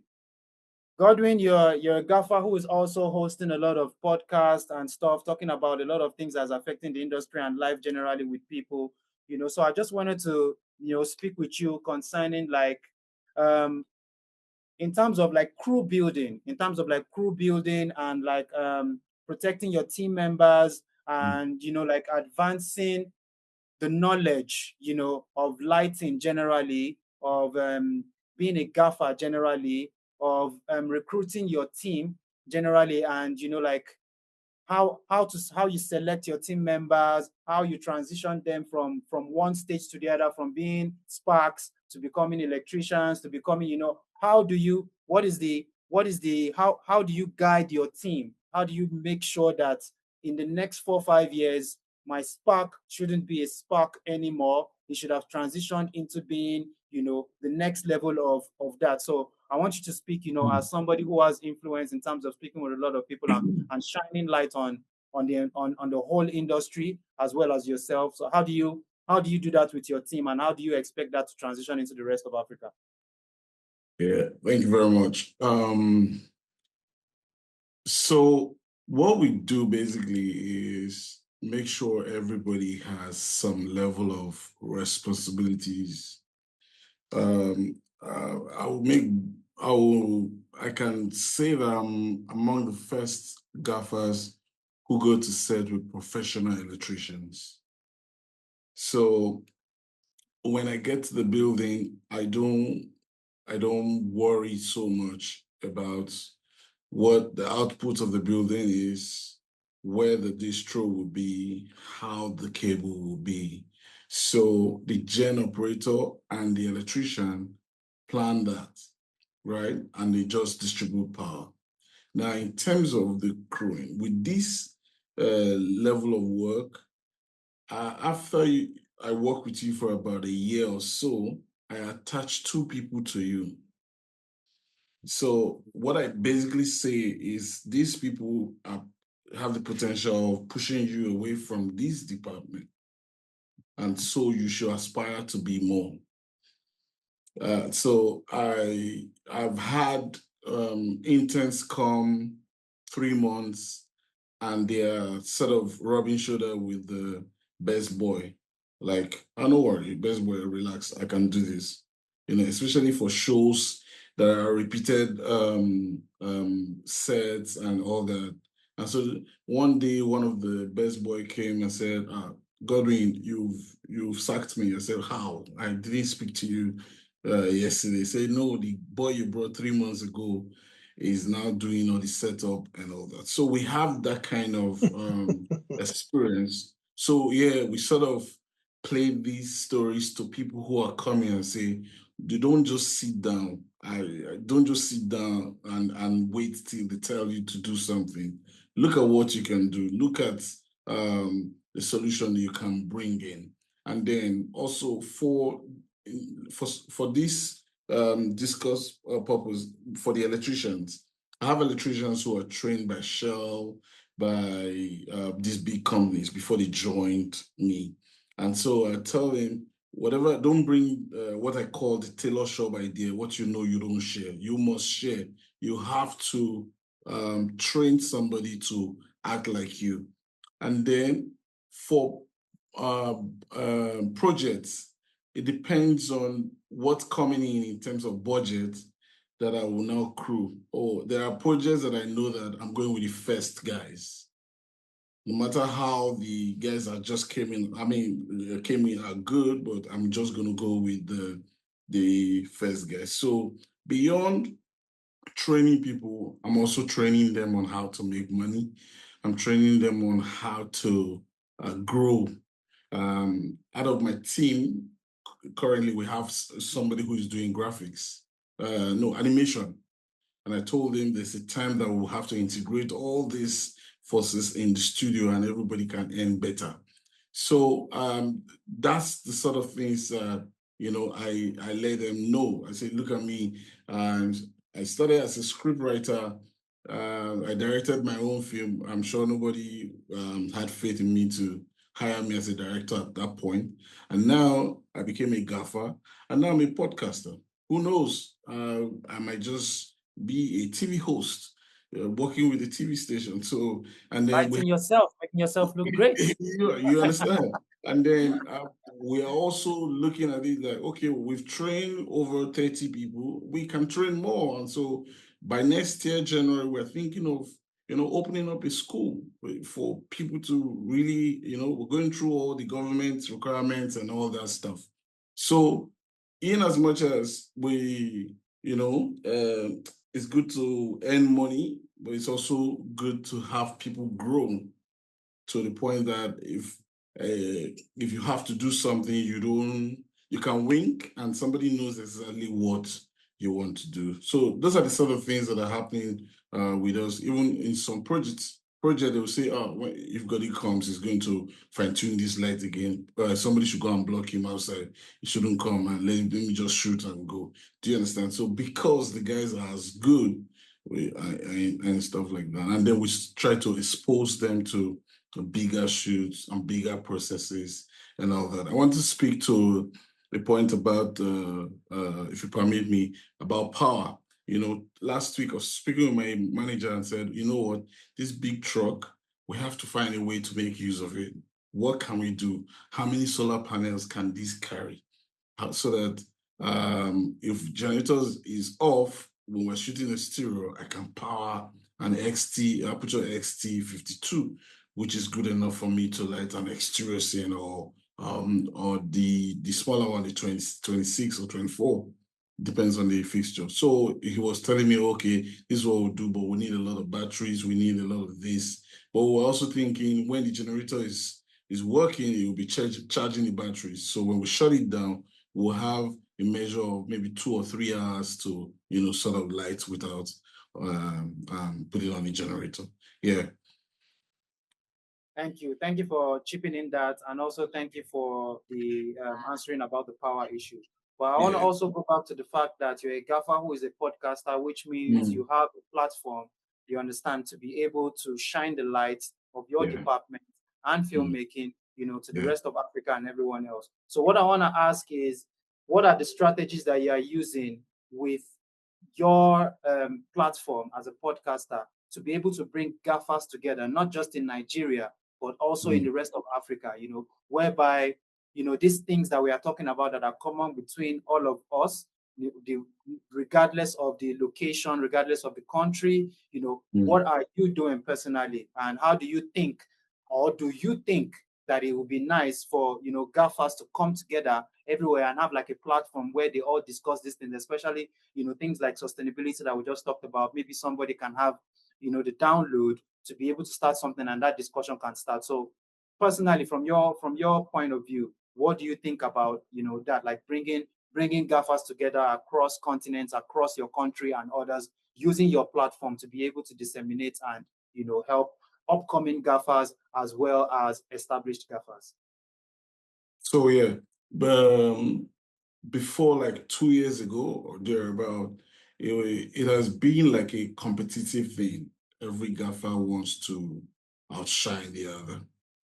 Until came together with Matthew, Stanley, and some other guys to say, you know what? While we're at this, trying to show that I'm the best guy, who has the best crew, who can do this job well, these producers are running us streets because they'll basically just get figures from you to price me and to price the other person. So gradually we're coming together to see that, oh, we can have conversations, and also we can, so something happened on set and a producer changed the contract that we had. I said, oh, this is what we agreed. And he said, no, we did not agree on that. I said, okay, if it's that, I will politely ask that you terminate my contract. And he said, okay, sent a mail, I withdrew my boys and withdrew my stuff. And then we left. And then he called one other gaffer, and the gaffer said, who was there before now? In fact, they even called, I think they called Mato. Mato said, go back, resolve what you have with the gaffer that was there before your job can continue. So they had to put up a lie before another person would take up the job. So for me, when that happened to me, I was like, okay, so we're getting closer to that point. Using my platform, I'm trying to see that several times I've called, but we're very busy people down here. One person is not available, the other person is available, and all that. We're still fine-tuning a way, I think in July, to see that we can get everybody together and really talk heart to heart what is affecting us. How can we move forward? Why is it that most of our equipment that we use, the rates are determined by people who are not using them? There's a fixture that will come in, and then you look at the way that the prices are, and you see that, oh, this person is planning to make his money back in the next 6 months, which for us who are using it, that's what affects most why we don't get enough pay, because they're looking at your equipment list running into a lot of millions. And if you now say, this is my charge, they're looking at you like, oh, but your tools are very expensive. So also that's another discussion that I've had in mind that we will talk about. Also, the big one in my heart right now is, how are we training the people after us? Because sometimes you look at somebody who is saying, I'm a light designer, I'm a gaffer, and then he does not really understand the ethics of the job. They just there to just wear flashy clothes and just run around, run their mouths, and they don't even know when to be quiet. They're on their phones, and they're pressing one or two. And then I'm asking, who trained you? How did you even learn this gig in the first place? So I'm going to intensify after this. I'm going to intensify the bonding to see that we come together. When we lost GT, there was a huge come together, amongst us, and so I'm sure with that we can build on that and see that we move forward. Godwin. Thanks. Godwin. Yeah. Go ahead. Wait, hold on, Ade, hold on. Godwin. Yes, sir. I love you. I hope all of that comes true, and I hope you'll allow me to stand on the sidelines and help wherever I can. You're amazing. Very much. Amazing. I mean, this is part of what this whole thing is about. It's a collaboration. And to chip in, right? Christian has been a very good encourager. You know, there's something he said while we're doing Lizard. He came into the place we set up the bookshelf, the book store, and he said, Godwin, how long did it take you to set up this? And I told him about 35, 40 minutes. And he looked up and he looked at me and said, this could have taken 15 minutes. And I was like, okay. And he said something. The guy who can do it quicker is producer's guy. And that has been the thing that I run with. How long? Also the 80s guy. Also the 80s yes. guy. So every time I'm setting up, I'm hearing his voice, the guy who can do it quicker. Not like you're doing it bad, but you're doing it best, but you're doing it quicker. So Christian, thank you very much. And I think that's a very important thing for all of us, as gaffers who are HODs, is that we need to continually be able to have our voices resonating in people who are upcoming. Our voice is continually telling them things like Christian's voice is continually ringing in your ears. You also want to make sure that your voice is ringing in other people's ears, all and true. And I want to ask Knox, who's from South Africa, if your guys are facing similar challenges over there in terms of bringing gaffers together. Like, do you guys have a sort of like a union? Do you guys have like some sort of like meetings or hangouts that you guys do? Like, or is everybody in competition with each other? Because that's something that we need to address, across Africa and within our ecosystem individually. Everybody needs to be a partner with each other. Like the lighting community, from one country to the other should be able to speak the same language, because at the end of the day, filmmaking is the same language. It doesn't matter where you're shooting. Anywhere you're shooting is a location.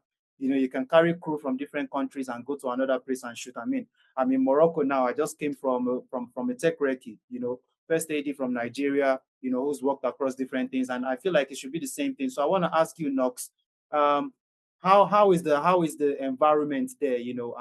Speaking from your own perspective, how does it feel? Oh, no. From what I've experienced and seen so far, we don't. I've seen writers, script writers, they've got what they call writers guild or something, and directors, they have their own directors guild. Actors, they have actors space, something like that. And DOPs, I think I forget what they are called, but they also have a union that also approves of them. Like when you have reached, then you know that you are there, you're the guy. With gaffers, I will not lie to you, I have not seen it. But what I know is that we kind of like enjoy working with other gaffers. Like I can go to Brent's shoot and be a spark. Like I enjoy seeing the way he works. We talk about a lot of things, maybe or maybe if he wants a best boy, I can go and do that. Like we do not have this ego of not going back to sparking or besting. We interchange depending on the shoot that we get during that particular time. But to have something that we can say, no, Gaffers Unite, I will not lie to you, I have not heard of that. I would really enjoy to have something like that around South Africa, because that will also determine our rates, our our rights, because a lot, like Godwin said, there's a lot of violation and being underpaid that is going on, and you can feel that the way you are paying me is not just because, it's also because the gear I'm using, the power I'm consuming is taking a lot from your budget. So you also count me somewhere here. So like I believe if we can have something like that, even if it's not just a podcast, but it can start there, because once we start talking, then we develop, we go, we have more meetups, face to face, sets, something like that. Not just maybe you can come to the school, or maybe Godwin is creating a workshop then you will find gaffers maybe there. But to have something that we say is ours, I've not seen it. Maybe Brent has seen it around Cape Town, but I have not. I will not lie. Brent, please tell them. Brent, please, have you seen that? Are you open to doing something like that with Knox? Bring people together. Let's hear from you. I'm definitely open to doing something like that. I think Knox is right when she says there's no unity when it comes to gaffers. Everyone seems to be on their own. Well, I think in each region, Joburg, Cape Town, Durban, where there are industry, I think they each have their own leaders and gaffers who were the forerunners and the pioneers in the industry. And I think, especially in Cape Town, there are certain gaffers that have churned out more gaffers as trainees. So I used to be a mentee and I've become a mentor, working with certain gaffers, being on mentorship programs. I think it's a really good thing because it worked for me. I've learned from certain gaffers who aren't around anymore, the old school guys. And I think there's so much value in sharing the knowledge, that there's a lot of people that are sitting at home that have knowledge to share, and that we just need to bring back and have the older speak to the youth, have the elders speak to the youth, just so we also know a little bit more about set etiquette, communication, workflow, just general professionalism as well. I mean, that's coming from where you are. I didn't know this was like so. It was such a thing. Like gaffers don't have like a collaborative kind of like union or energy. And so the question to you, and Knox would be like, would you guys like to pioneer something like that, like bring gaffers together across your country and states, and like kind of like bring people together and try to get some sort of not necessarily unionism, but some sort of cohesion, whereby one body or everybody can speak the same language across, the region. Yes, Brent. I already have it. Go for it, Go ahead. Knox. Go ahead, Yes, Knox. I think it will be amazing. I already have a name for it. It's Gaffers Unite. That's the name. So yeah, it will Gaffers really Unite. be amazing. Yeah, And it would will you be really be willing to amazing. partner with Brent to, start something, and then, eFilmHub is here to help you facilitate. And with this, I would also like to ask Kristen Epps through Lights Camera Diaspora, like, from where you are, like, is it the same thing over there in the States? And with Lights Camera Diaspora, do you think that you can foster, even across the continent, you can do more to bring gaffers together? It is literally what I'm trying to do. I am working on exactly that on a professional relationship basis. Equipment, we have equipment on rental in Lagos. We've tried with some guys who are on this call and one or two others to get more equipment there. I'm working with ICLS, a group here, to get more vendors across the continent. Brent is helping me gather names of people, of which I think everybody on here, like almost everybody on here is on that list, where I'm hoping to get us together in a way that is part of that exact same concept of just of structuring information, equipment access, working working more as a community across the continent.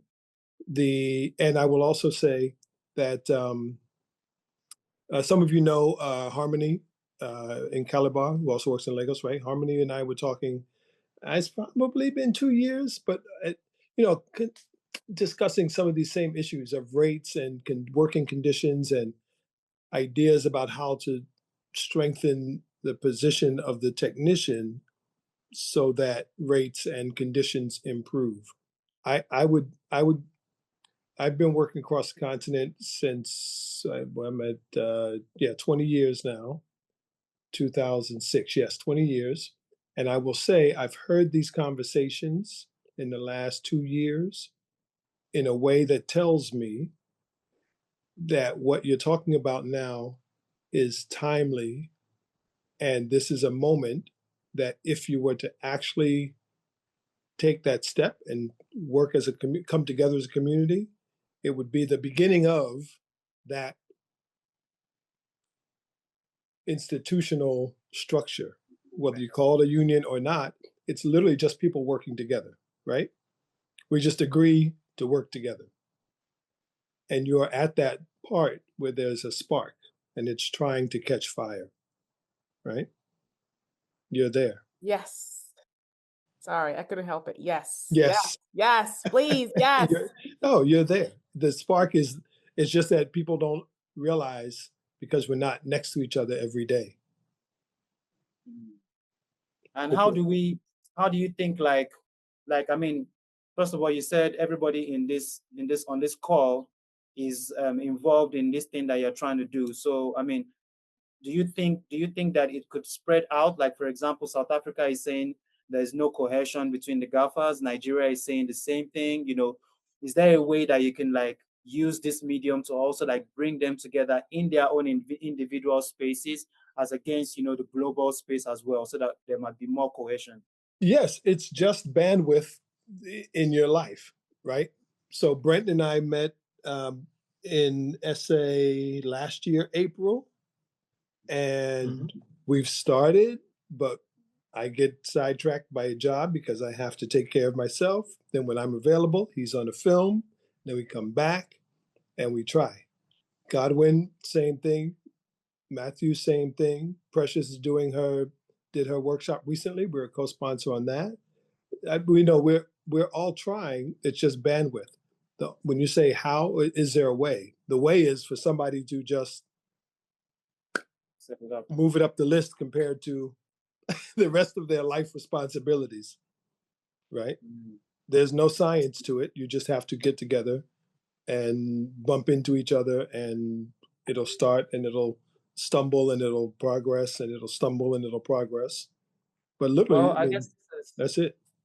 I guess this is one of the reasons why eFilmHub is here. So while everybody else is on a job, we can just schedule these things, you know, speak with the management, speak with eFilmHub can speak with Lights Camera Diaspora, speak with Godwin, speak with Matthew, speak with Brent, speak with Precious, everybody, you know, we can know what their schedules are, and then, you know, we can find ways to bring people together and be able to, you know, like foster this great thing. Because I mean, eFilmHub is a hub, right? So they should be like, yes, we should like in the center, you know, doing these things, you know. Let me encourage you, rather than deal with people's schedules, because that will never organize properly, do something regularly that the people who are available can attach to.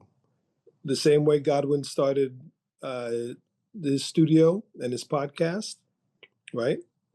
You just have to do something consistently so that if there's 100 people who are interested, only 50 are available, and next week is going to be a different group of that 100, and the week after that it'll be a different.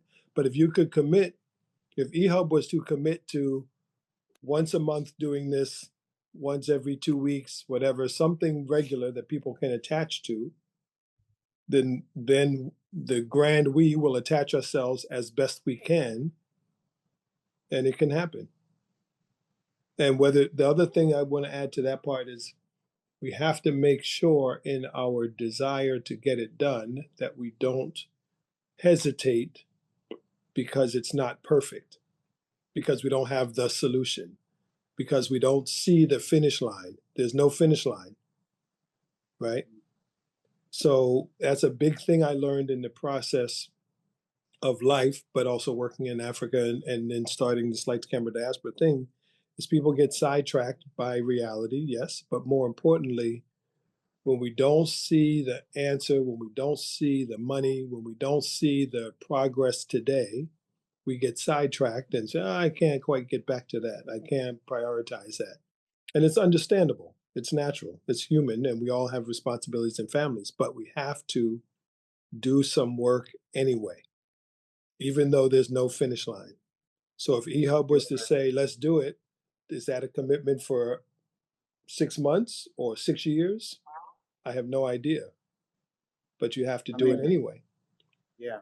I mean, you're very correct when you say it's like it's something that is continuous, and then we just have to be consistent at it. And I feel like this platform is a very, very good opportunity because I feel like eFilmHub is someone it's a platform that can partner with you, with everybody here, to provide promotional and advertising material, for this kind of things to continue to go on, to create a kind of level of consistency, in this kind of thing. So I think further conversations would be had, around that.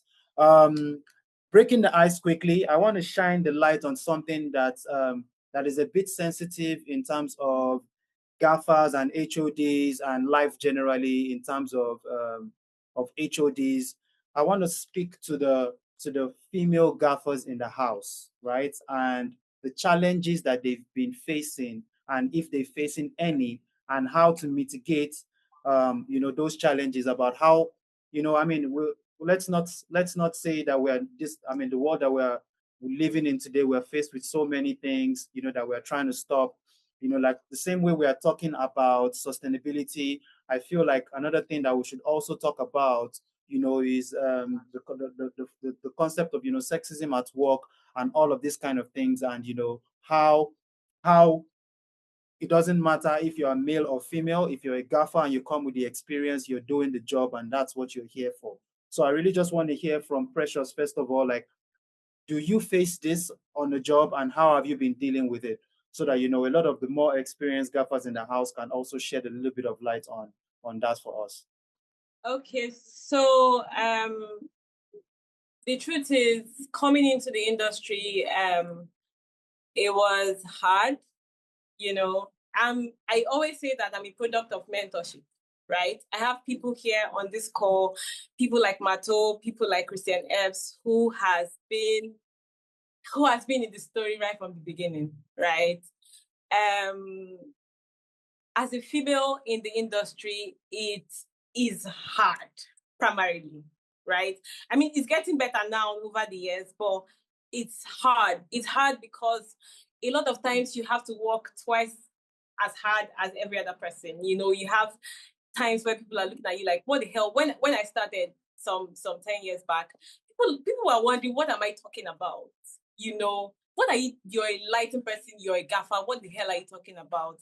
And for me, it is a thing of you deciding that this is where I want to be. You learning the craft, you being so good that people can't take their eyes out of what you're doing. Like, it's not even about whether you're male, whether you're female right now. Are you good at what you do, right?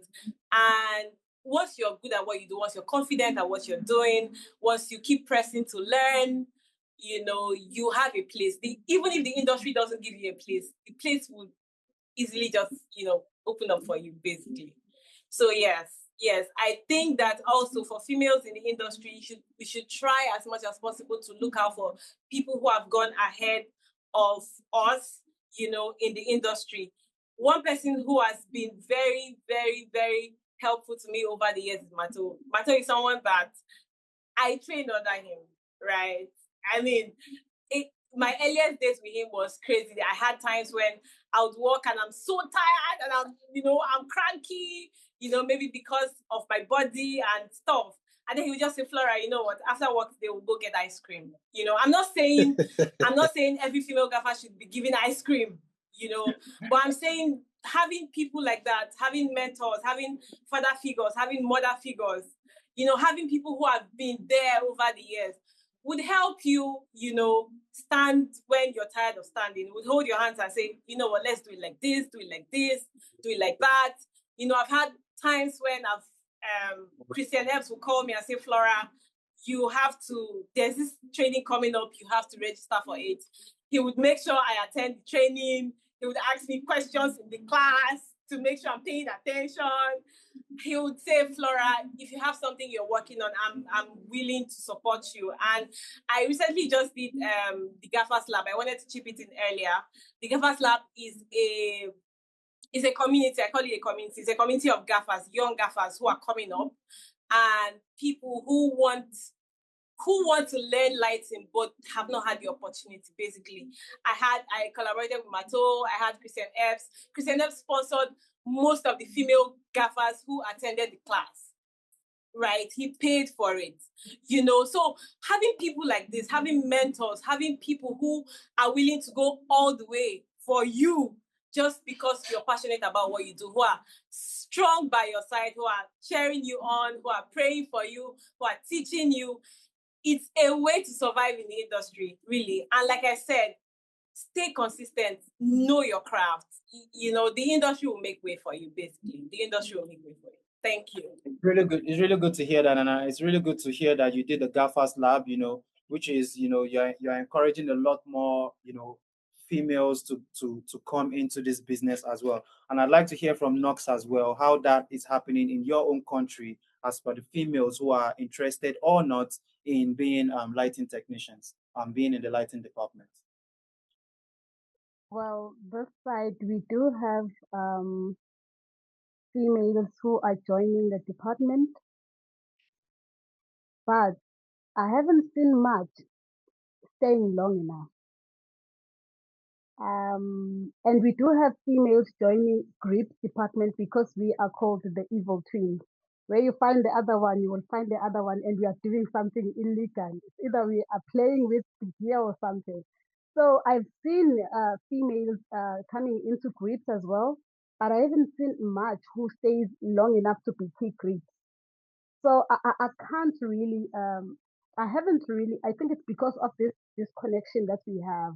I haven't really found the roots of the problem of females not staying long enough in the department. But let's come back to me and my story. After I joined the industry,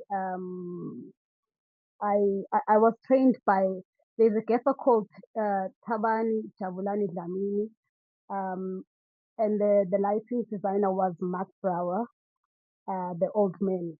So those two, the way they were working, they were in very much in sync. That whoever was joining the team felt cushioned and welcome. So I think it goes back to the saying that a girl child that grows with a father is stronger than any other girl child out there. So with these two strong and comforting male figures around me, I managed to get my confidence to actually just face anything. And throughout the industry, I've worked with DOPs and other gaffers that were really accommodating in a way that even if when I go to another set or shoot and I feel like I'm a bit undermined because what are you saying here, gaffer? Are you sure? Like because of my gender and maybe my age, I have enough confidence and um, I'll call it my stubbornness to stand my ground and to say what I want and have it happen, not because I'm a very rude person, but because I know what, like Precious said, when you have done it long enough, you feel confident to stand your ground and because you know your art, you know what you want, you know what you're saying. So yeah, at sometimes you do have to work a double, like she said, you have to work double uh put put double effort more than anybody because at some point you feel like you need to keep not feeling like but you know that you have to prove yourself to the new faces. ADs, you guys, you're the first people who makes us feel like, you know what, I need to show them I know what I'm doing here because most of the time the AD department will make you wanna expose your knowledge, even if it's not really necessary because we want them to respect you when you come back tomorrow to see that she knows what she's talking about because I think it's in our human nature to especially you can't pull it away from us. I mean, the gender difference, the respect. I mean, you are fair, and I'm not. They'll always be that, and you are a woman. Maybe she talks a lot. I have to show that I work a lot more than I talk a lot. for you to know, she's not before she's a woman, or she's not before she's a female. I think everywhere we go, every new set we go to, and here in South Africa, we have this thing of sometimes I'll be hired as a guest, only to find that they've already hired the crew. I mean, I'll find the best boy there. I'll find the sparks there. They just needed a head of the department. They do that. They crew up like chicken. So I have to go to that team and also stand my ground and be the authority among older men sometimes, respect is there, but sometimes we have very stubborn people that you have to like try to call to order as a leader and be like, my guy, let's just shoot this and go home. But you always have to find it's not easy for females, guys. I won't lie. I won't lie. We always have to go an extra mile, even if we kind of like don't want to, but we have to. Just I mean, so it's that the quite outcome is fine. I mean, it's quite disheartening to hear, because the world is changing now, and the way that people see things are also changing.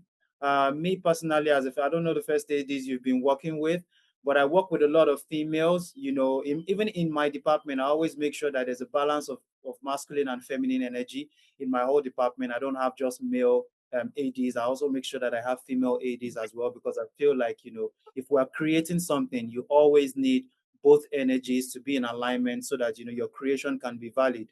So I mean, at the end of the day, I think the bottom line is, aside from working twice as hard, I think the bottom line is always like your work would always speak for you. And if you know what, like you said, your confidence is from within. Your confidence is from your experience. Your confidence is from what you're doing. So whoever does not want to align with that can, you get what I mean? So, I mean, you've got a track record to show that you know what you're doing. You're not going to be here if you did not know what you're doing. So if I'm here as your HOD, then there's a reason why that is happening and why you're not my HOD. So then I think, work and inner confidence is a way to do that. And I really just want to ask Gregory if he has had, as a DP and as a gaffer, if you've worked with any female gaffers in Kenya, and what is that environment like for the female folk in the lighting department? Gregory. Thank you. Yes, I've worked with a couple of female gaffers, and also since I do mentor, at the moment I'm currently mentoring a young lady called Anna. I feel just for the ladies, it's really good when they come into the gaffer sphere and community. Apologize. I don't mean to cut you off, Gregory, but could you turn on your camera, please? We want to see your face. And then if you can see that question again, thank you. Yes. Okay. Thank you. So, let me adjust this then. So yes, as I was saying before, that I've been fortunate enough to mentor some lady gaffers who are currently practicing in the industry, and also I've worked with lady gaffers in our industry. I find that when they come into the gaffer sphere or the community, they do face some challenges because one, the gaffer as a whole work, and I can say what it's mostly men. It's very men oriented, and they find it also difficult just when men view them less competitive. But I found most of them come up with really good ideas. Even the ones who I do mentor, they see things differently. You hear like a phrase like, sometimes you need a woman's touch. So they do say things differently, and they do add value whenever you have them on set. The other thing I've seen is just in terms of maybe the physical strain that we go through our department, the lifting, the moving of things. You'd have them still, most of them would challenge themselves and really push themselves. But again, the working hours we have, out of the 24 hours that we have in our lives, you find we shoot very long hours, 18 to 19, 20 hours. Sometimes some sets you find they do 24 hours. There's a need for downtime. For some men, we would push. For us, we would push. But for the ladies, you'd have to switch them up, like interchange that, so that you don't have them like, having so much strain on them. The other thing is for the young lady gaffers who come into the industry, you find responsibility-wise. As an industry, our work is very demanding. If you find people who, I'll just talk in terms of dating, in terms of, a love relationship type of situation, if they do have that, you find it's challenging and hard for them just to have them return to set all the time. Because again, relationships are complex. And if you find someone, they're not home most of the time, it causes problems. So it's a dance whenever you have them just to commit to the Gaffer department, because it's very demanding and taxing. For those ones who are still doing it and do work with them, they have gone through these challenges and they have overcome the challenges. For some who come into the industry right now, even the ones we are mentoring, they're on and off. They do come for some time and then disappear because of just, again, the challenges they do face. That sounds like yeah. a lot of work to do. Precious, what's your take on that? Yeah. Precious, you have anything to add to that? Maybe the lady gaffers can in the group can also just talk about how their own experience maybe. Yeah. So this is quite interesting. I was having a conversation with Sir Christian sometime in May, right? We're talking about this. We're talking about relationships. We're talking about marriage when it eventually comes and how to manage it. And he asked me some very interesting questions. And he said, "Do I think that the industry would make room for me when we get there?" Like, something around that. And the truth is, honestly, I do not have the answer. It scares me sometimes, to be honest, right? It scares me, the realities of childbirth, the realities of, getting pregnant. So I have this very funny question I ask people I date. I'm like, do you think that it would be okay for you if I'm pregnant and I'm on set? But there's this interesting thing that a senior mentor told me. He said, "Flora, that I should try as much as possible to focus on the creative aspect as well." So I had this time, some 5 years ago, when I had serious pains on my lower back because I was doing a lot of lifting.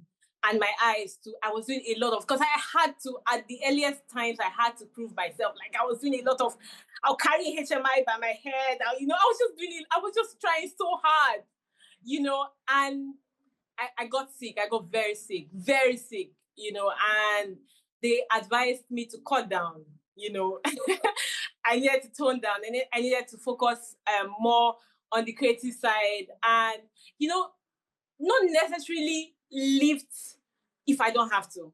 If I don't have to lift, I shouldn't lift, And I think now I've started trying to manage myself, we work when I'm on set, try not to do a lot of lifting, try not to, but honestly, this is a question that scares me. What the future holds. I guess we'll find out when we get there, right? but I'm very positive that we should work something out, right, Knox? We should be able to work something out. So yeah, I don't know if I answered your question, but maybe someone should help me. But I'm very positive that whoever it is that will be in the picture as a husband should understand and should support, be loving enough to help me make something work, right?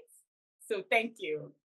Yeah, so maybe just to add on that, it's what I'm also doing with the female gaffers who I'm encouraging to come into the industry, because there's been a new department, like a position opened in the gaffers department. So you find, as much as you have the electrical, the Jenny open stuff, with the new technology, you find that all of the lights are going on an iPad or, on a tab. So you find as much as you have people who are physically and manually moving the lights, I push them, or I direct them, not really push, direct them to learn more of using the apps like the Sidus Link or the, Gaffer Sport Kit. So that also removes the strain of them. They have the knowledge of moving the lights and where the lights go and what they do, but also due to this new technology, they work, they physically work less. They're more of, putting the lights into the tab and everything, and also just controlling them. Because you find, as much as also as a gaffer, you're a good operator on set, you find you need to be next to the DOP, also just giving directions to how the lights should be moved, how it should be changed. And with the new technology, since everything is going to a touch or a pad, there's a need of that one more person to have, to change the lights and turn them, dim them down, add them, change the Kelvin.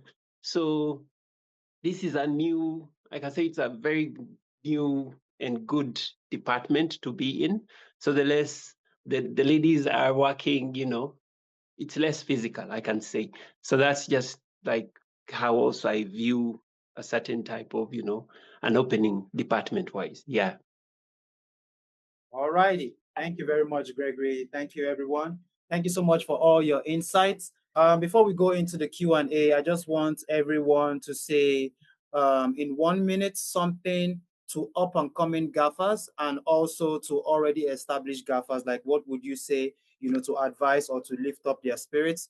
1 minute for everyone. And I want to start from Knox, and then I'll go to Brent, and then I'll go to Kristen and Matthew and Godwin, and then we'll end, and I'll hand over to Madeline to go into the Q&A. So Knox, in a minute, what would you like to, tell up and coming gaffers, people who want to be like you, people who are online right now, watching and listening? What I would like to say is, you always go for the one that you love when it's a person. Why won't you go for what you love if it's your career? Like, go for it. Like Gregory said, the industry with the technology that is coming in, things are getting easier in terms of weights and lifting and all that. So if you are a person who don't mind lifting but will not want to do it for a long time, don't worry, the industry is now shifting into that. But it is very important that you know that you'll have to lift at some point. Like, you can't be a gaffer without having been a best boy. A best boy is the person who almost run the actual team when the gaffer is by the DC. So there are points where you'll have to lift something and you have to understand the whole system, the technology and stuff. So if you're I'm a technical person, that's a first. If you know that you're a technical person and you really kind of like don't love paperwork that much, this is your place. Come here. We like technology this side. We don't want to do a lot of paperwork. We want to paint and see what we have painted. Like, I was looking at the sun is setting, my lighting is changing. If you like details, you want to like you want to create something that is detail orientated, this is your place. So what I'm saying in short is, go for what you love. Don't really look at the disadvantages and the downs of that thing that you love. Just go for it. And once you're there, you'll realize whether you love it or you envy it. So if you still love it, stay and do it more until you are, like I said, I will retire when I'm a grandma. When I'm working with the sick, I can't lift the system. And then I'll go back script writing and do the paperwork. I'll be bored anyway. So like, you need to find something that you love and always find solutions on how to do it. Like, you don't have to carry 20 cents. They are cards. Like, always find solutions to their hard work. Just do what you love. Don't be stopped by anything. Thank you. Thank you very much, Knox. Very All right, nice. Brent, over to you. Thanks, Knox.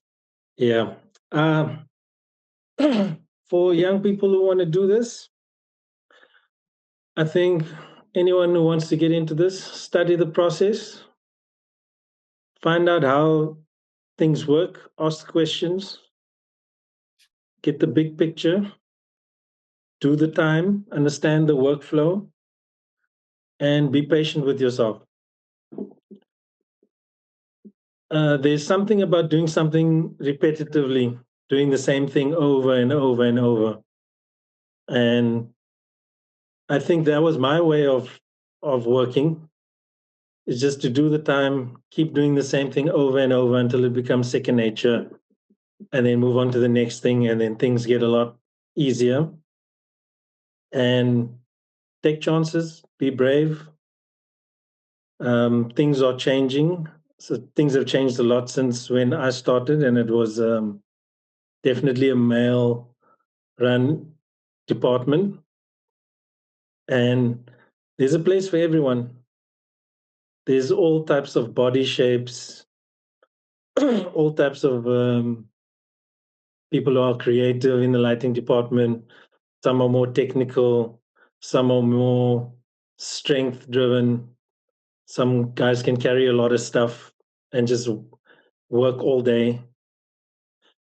When it comes to the paperwork, as Knox says, there can be a lot of organizational things and paperwork within the lighting department, managing workflow, managing sets, who goes where, when,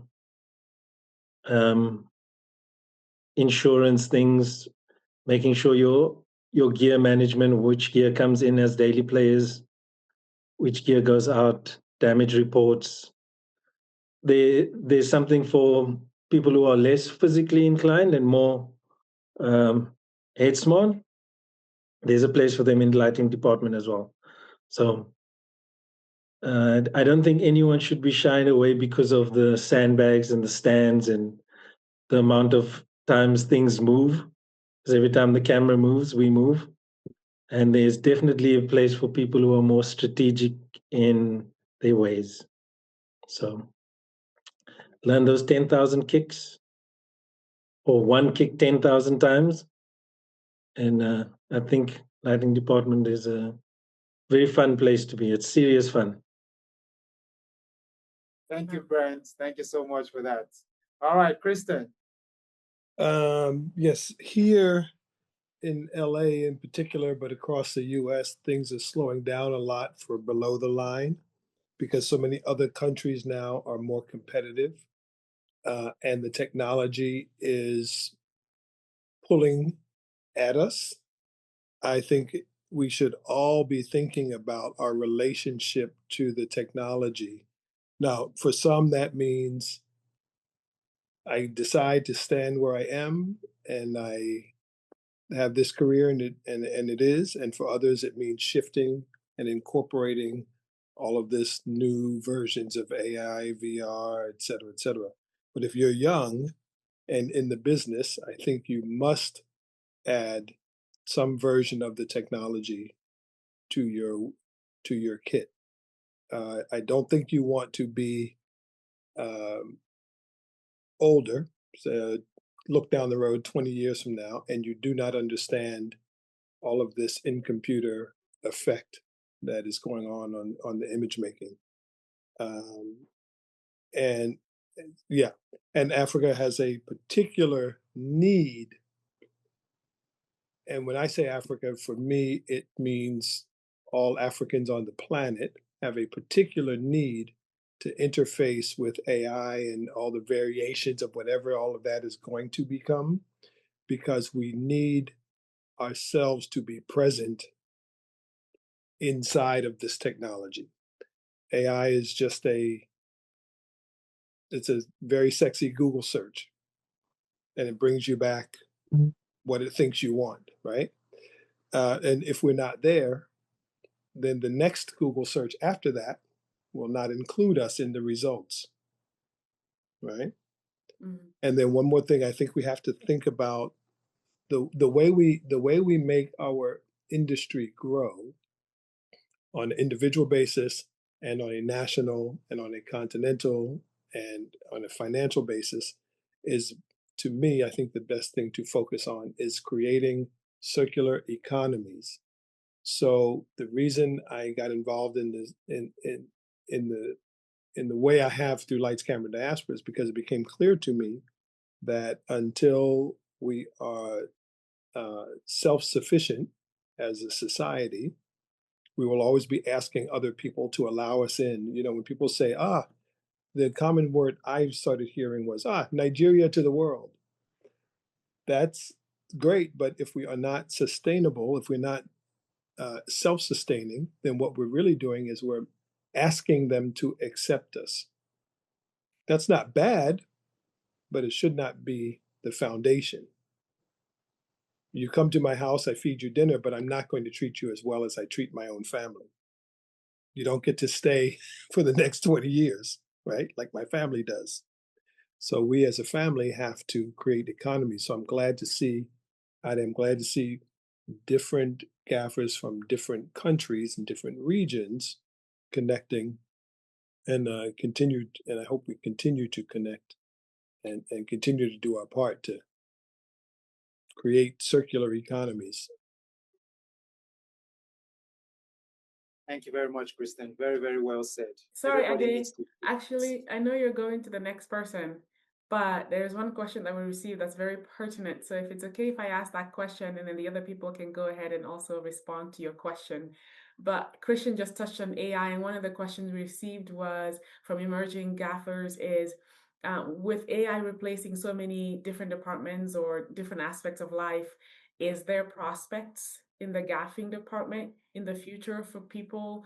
Is this a career that is still prominent, that is still promising for them in the future, or is AI something that they need to be aware or wary of? Since you touched on AI, and then you can carry on. Aware, yes. It's going to have a huge impact on the industry. And if we're not aware, we're foolish. It is, it's just like everything else. It's cliche to say, but it's true. It's just a tool, right? They said film was going to die and digital was going to be the only thing, and that is not happening. Like Knox said, if it's a thing that you love, you should just do it. I'm paraphrasing Knox, sorry. But if it's a thing, you should just go for it. There is going, I think in our lifetimes, there will always be some version of this, and you do not know that you will be in or out of it. But for that matter, right where we are right now, you don't know that you're going to have it tomorrow. We think, but we don't know, right? So it's all a gamble. So like Knox said, you should gamble towards the thing that you love. And AI is definitely causing damage to the amount of jobs below the line. That is a fact. It's already shown itself here tremendously. And as soon as the capitalists of the world can, they will, they'll do the most to get rid of all of us who create images. If you can push a button and create an image, why wouldn't you?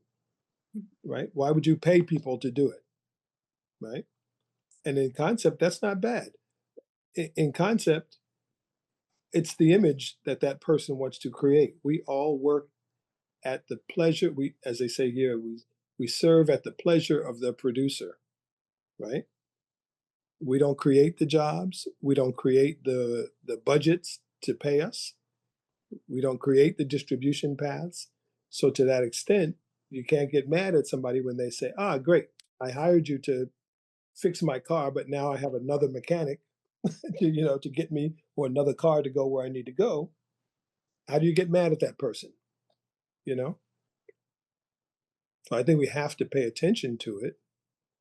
And on a social level, we need to be involved in it, right? You see what Malik is doing there in Nigeria and all over the world now, right? Malik, how do you pronounce the last name? Afuegba? Did anybody know him? Who? You can say that again? Malik, he's a Nigerian guy. Malik, I think it's pronounced Afuegba. Anybody know him?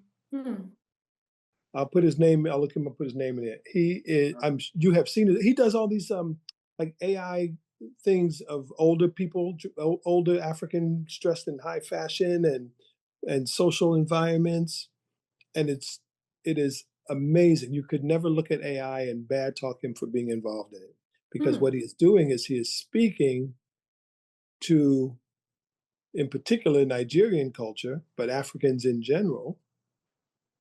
And he is doing the work he's doing is beautiful. When you see it, your heart gets warm and soft for the people he is portraying. Okay. So how do you get upset that it exists? Mm-hmm. I'm sorry? Yeah, please put that in the chat. Some I people will. are. I'll look his name up.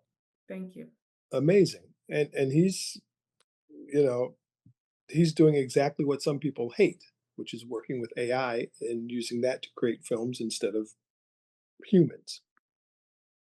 But the work is beautiful. You look at it and you're like, you can feel the love pouring out of the screen. So much so that they they had a live fashion event in honor of his work like last year sometime.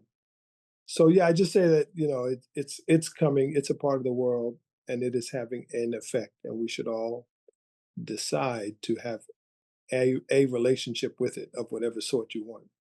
Oh yes, there you put in there, yeah. Affect-bois, yeah. Perfect. Thank you. Mm-hmm. Okay. All right. Thank you so much for that insight. Next, I want to go to Matthew in Nigeria. All right. So there's this misconception that I usually notice. Most of these upcoming and aspiring gaffer, they're more to look at the success and never to look at the process. So a lot of them that I try to that walk up to me, DM me, they want to be a gaffer. The first thing I tell them is, what are you actually looking for? What do you actually want in this department that you want? So I try to advise a lot of them never to look at the success, be ready to go through the process, because the process actually will lead you to the destination, because you feel a lot of them just look at you and say, okay, and just believe you just got to that space at that particular time. And again, I would like to also tell them never to allow the stress of the profession to overshadow them, because the stress there's a lot of stress in it, but few of them jump out of it when they start seeing the stress of how the profession is, because it looks easy when the professionals put in the work and make it look like something easy. But when they come into this space, they could understand how the stress and the process go through. But again, most times, if they put themselves together and learn, because I always advise them to be ready to learn to relearn on this space, in this space. And when you learn, you would definitely come to a positive results at the end of the day. So yeah, it's very brief, it's very simple in what I have to tell them. It's always be ready to learn and always be ready to learn the safety aspect of what you intend to dive in, because lighting the department is very sweet. It looks very easy, but again, there's a lot of safety cautions that you need to go through. Yeah, in all, I would advise them to be ready to learn once they want to come into the field. Thank you. Thank you very much, Matthew. Follow the process. Follow the process. Thank you. Godwin, what do you have to tell your people? Yeah. When I started, I didn't have like someone as a gaffer to draw experience from. Basically, I was just doing my work like underground, but the jobs come out and people are raving about it. For a long time, people know my company name and they don't know me. So I would advise them to lay low. The pictures are good, the grams, everything you want to show up.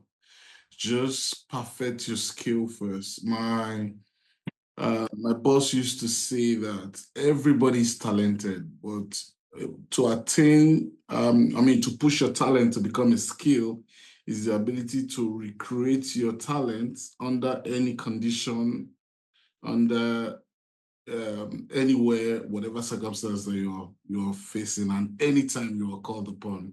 So I would advise you to get that, master it, and then wait for the result. Like Matthew said, don't look at Matthew's car. Yeah, he drives a very big car. You know, you know, look at coming to the industry, looking at the solution. I mean, looking at the problem that you're providing a solution for. Like we've said here, there's a room for AI, there's room for being tech in light and all that. So you can even be the guy who's with the pad and, you know, connecting all the lights seamlessly without any issues. And for the established gaffers, if you know something and you cover it, it will die. It won't see the sun. So whatever it is that you know that works for you, share it. Because these new guys are very smart. They might help you refine it and bring it back to you and say, oh, that thing you told me, this is what I found out of it, and stuff like that. And when I'm even getting people, I tell them, do you know how to drive? So you don't just stay that this is what you do. And the times where we need a driver, the times where we need to quickly pick something from the store, we're not paying delivery. You can quickly run and come back. So beyond the gaffing skill, have other skills that you can survive with. And all that. It's a very fun place for you to close your eyes, imagine something, go to set, create it, and then it comes to screen and people are raving about it and you're like, I can't remember what I did to achieve this, you know? Yeah. Thank you very, very much for that, Godwin. All right, Precious, please don't look at Matthew's car when you are speaking, okay? Okay, so so I'll say three things. The first thing is have mentors. Have mentors who love you enough to point out your mistakes, you know, when you make them. People who love you enough to say, no, you got this wrong. How about you try this way? How about you register for this training? How about you watch this video? People who are strict with you and, you know, people who you listen to, have mentors. People who love you, who are cheering you on, because you would have dark days. You would have times that you're feeling like, who sent me work? You know, you have days where you're feeling like, maybe I should go and look for a 9 to 5 to apply for, you know. So have people who genuinely love you, genuinely are cheering you on, genuinely care about your progress, you know. And second thing I'll say is stay teachable. You never know it all. You know, it's something that always works for me. You know, whenever I get called for a gig, I'm usually always, you know, trying to research, trying to learn, you know, how do I approach this thing to be better? How do I, you know, deliver better results, you know, stay teachable. And the third thing I'll say is invest in yourself. Try as much as possible to invest in yourself. Watch tutorials, watch master classes, reach out to people, you know, who are doing well in the industry and say, please, I have this question. How can you help me, you know, put myself through something? You know, just stay teachable, learn, have mentors, and you'll be fine. All right. Thank you. Thank you, Precious. Have mentors, stay teachable, and invest in yourself. Very important. Gregory from Kenya, let's hear you, bro. Yes. So for me, I have 3 slogans that I use even when mentoring. It's stay focused, stay motivated, keep winning. So the stay focused is whenever you're on set, there are many distractions that do come by, maybe from other departments, sometimes also just being on the phone and stuff. Those are distractions. So you stay focused on the goal and on the job. You have only one job, which is to light. If you're growing up, coming up, learning, you're there to learn. See, watch, and learn. The stay motivated is from most of the times this industry will beat you up. Our department will like crush you sometimes in terms of the hours we are putting in terms of the delays in payments. Sometimes the payments take too long. There are times you won't have work. But the important thing is, you know, physically and mentally, you stay motivated that work will come, that payment will come, things are going to be okay. Keep winning. The keep winning is from just the callbacks, the networks you do create when you're in the industry. That's your investment. That's where you always collect. By you winning, that your phone will always ring, you'll get bookings. By you keep on winning, it means when you take up a task, you sign up for a job like a film or a music video or a podcast. You say you're going to do it. It's you starting and finishing it. So that's the keep winning part. And last but not least, stay tuned. The Stay Tuned is also for the up and coming and also the people who, like us, who are already in the industry, which has worked for me, is investing in yourself in that you're buying that MC, that BC, keeping up with the technology. You're buying the LED lights as much as you're used to some kind of lights. You're always also changing with the times. Learning how to use those apps, the Sidus links, the Spot Gaffer kits.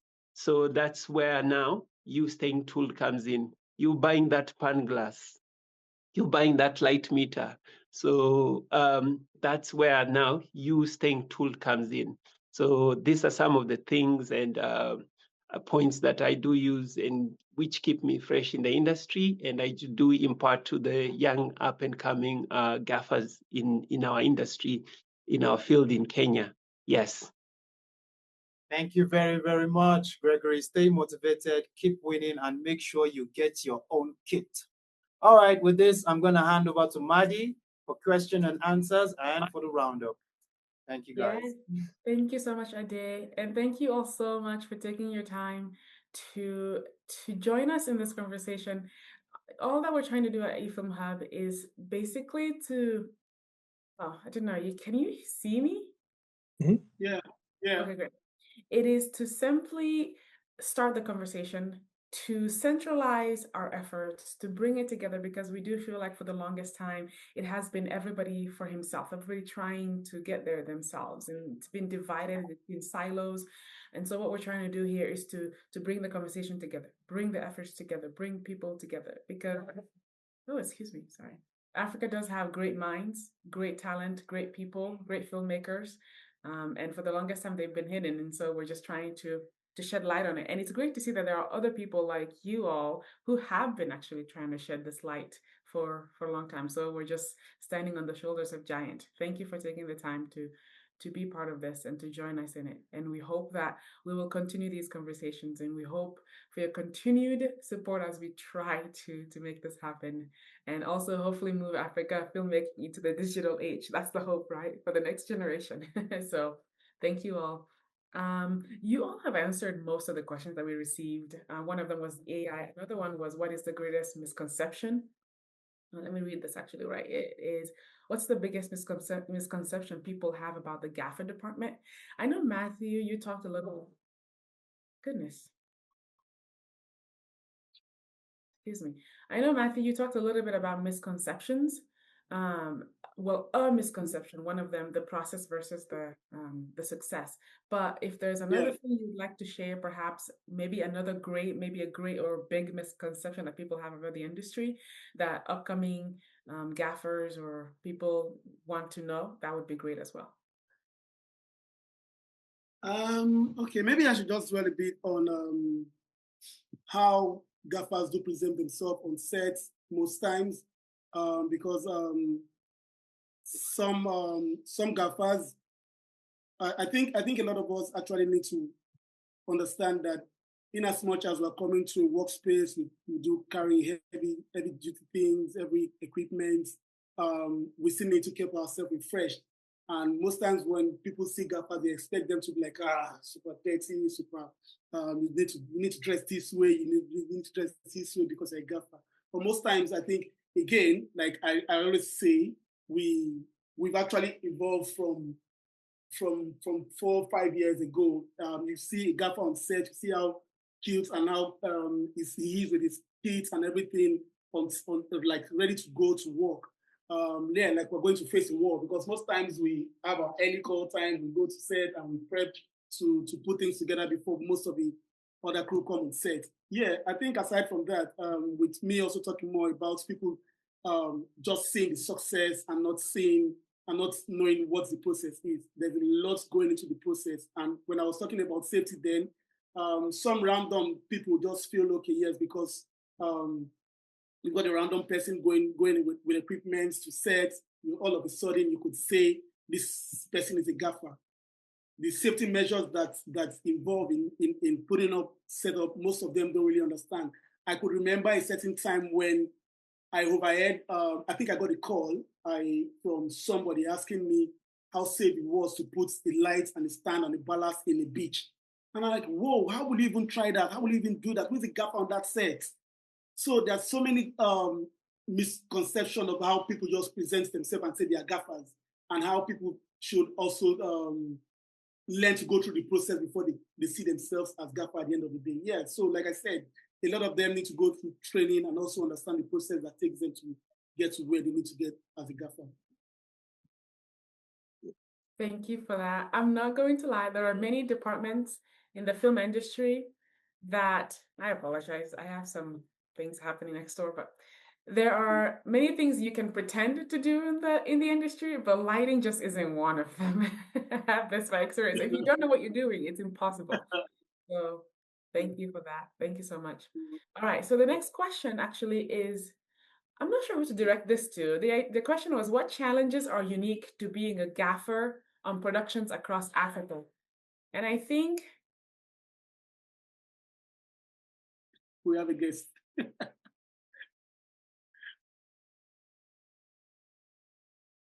can't hear you again. Sorry, I muted myself. So the question was, what challenges are unique to being a gaffer on productions across Africa? But I think throughout the time, you guys did mention a lot of these challenges from the female perspective, from the male perspective. And so I think I'll just maybe go to Godwin real quickly to see if you can tell us a little bit about some of the challenges that you feel like are general or are unique to being a gaffer, and then we'll move forward. So I've spoken with Tamil and Christian about this. It's about the language, right? Africa is divided into whether francophone or anglophone, speaking English, or so. But right here in the West, Nigeria, we speak English. So I had this gig to go through North and then go to Rwanda and all that. And so I tagged my stuff the way I would do it for an English speaking person. And I get to Mauritania. Right in the desert, I'm asking my assistant. Again, they thought, oh, we have crew there, don't worry, we're just taking you, don't worry about your best boy. And I get there and I said, give me the C-stand. And for 5 minutes, it was like, or like, give me the C-stand. And so we couldn't communicate until I had to describe, brought it myself from the truck. Oh, like, oh, Trippier.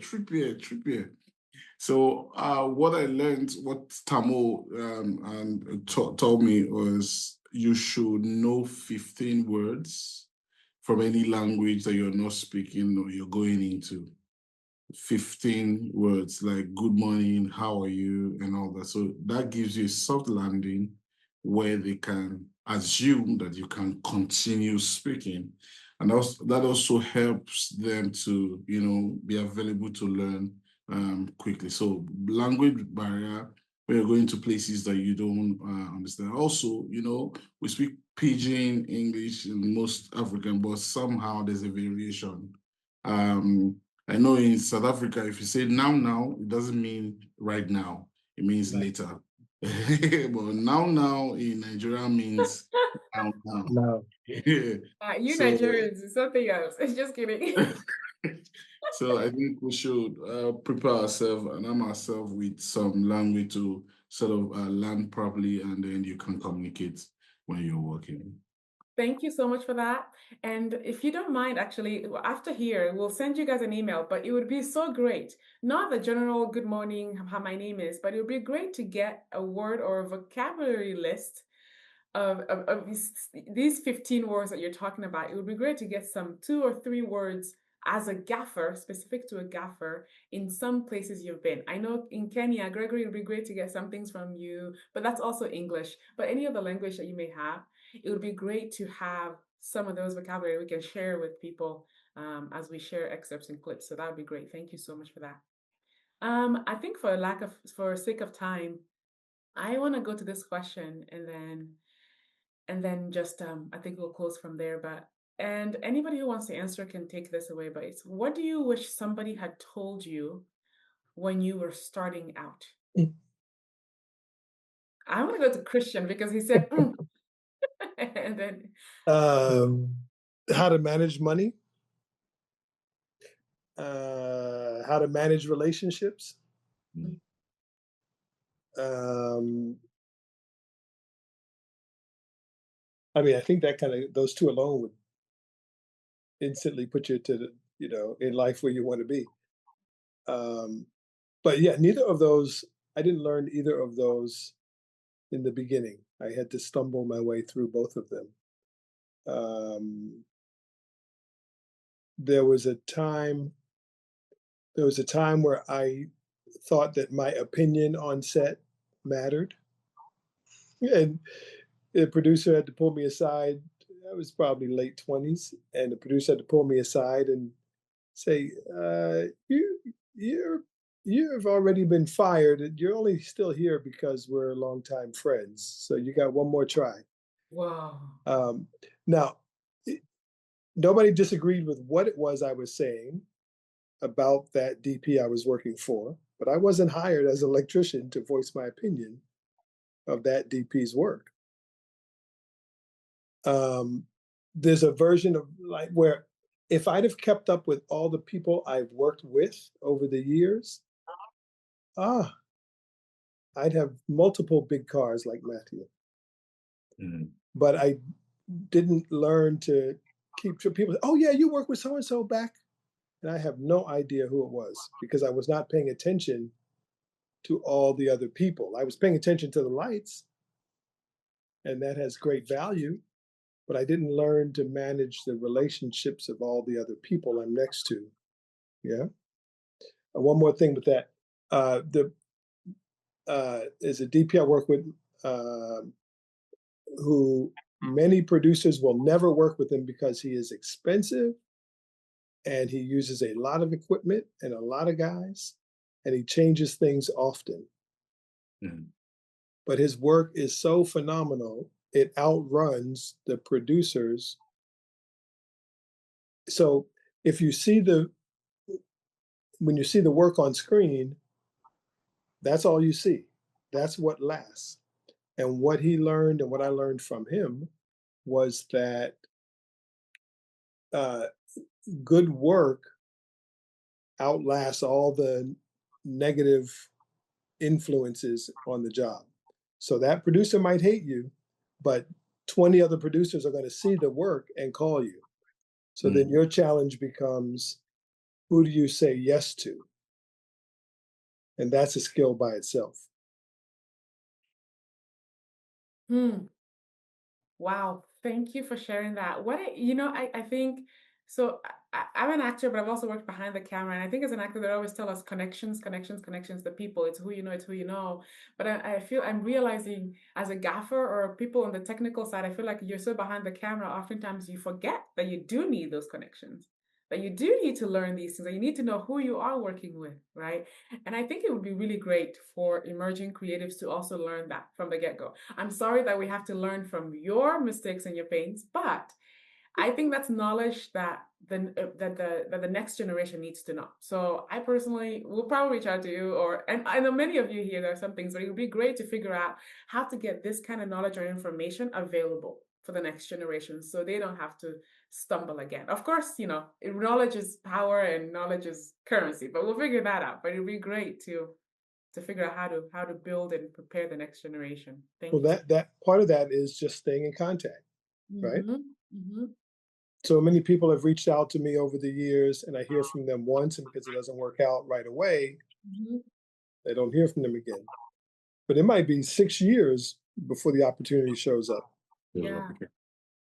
And if I'd have stayed in touch with all those people who I met ahead of me over all those years, I'd still have all those active relationships. Yes. You know, all those years, I see somebody in print, I see some article or some post or some thing that's out, and I'm like, oh, I know that person, I met them. But I never stayed in touch. I didn't know how to manage the relationships. Wow. So how do we manage relationships? That's actually a very big thing. I think that's for everybody in the industry. That's something we need to figure It's out. everybody. How Yeah, do it's we everybody. manage? Yeah. How do we manage? Okay. Thank you for that. That's giving me a food for thought. Thank you so much. Anyone else who wants to add on this? To add to what he said, it's simple. When you're tired, don't drive.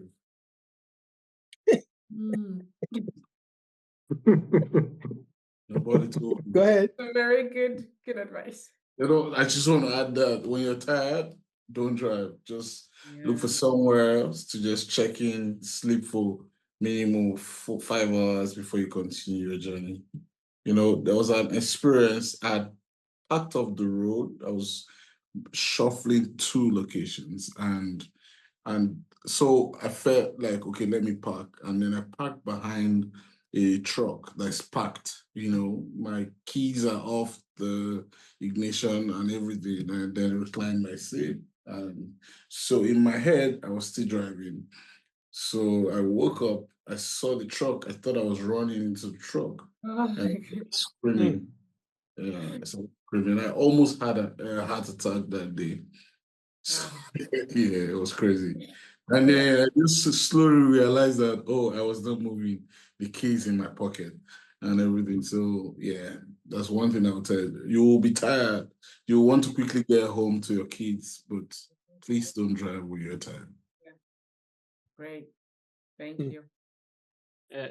For me, I can go next. Personally, what I've learned is how to say no to some gigs, because before, you know, when you're starting out, you have that fear, like, when will my next job be? So you're always on all sets, and you're picking up every job that comes your way.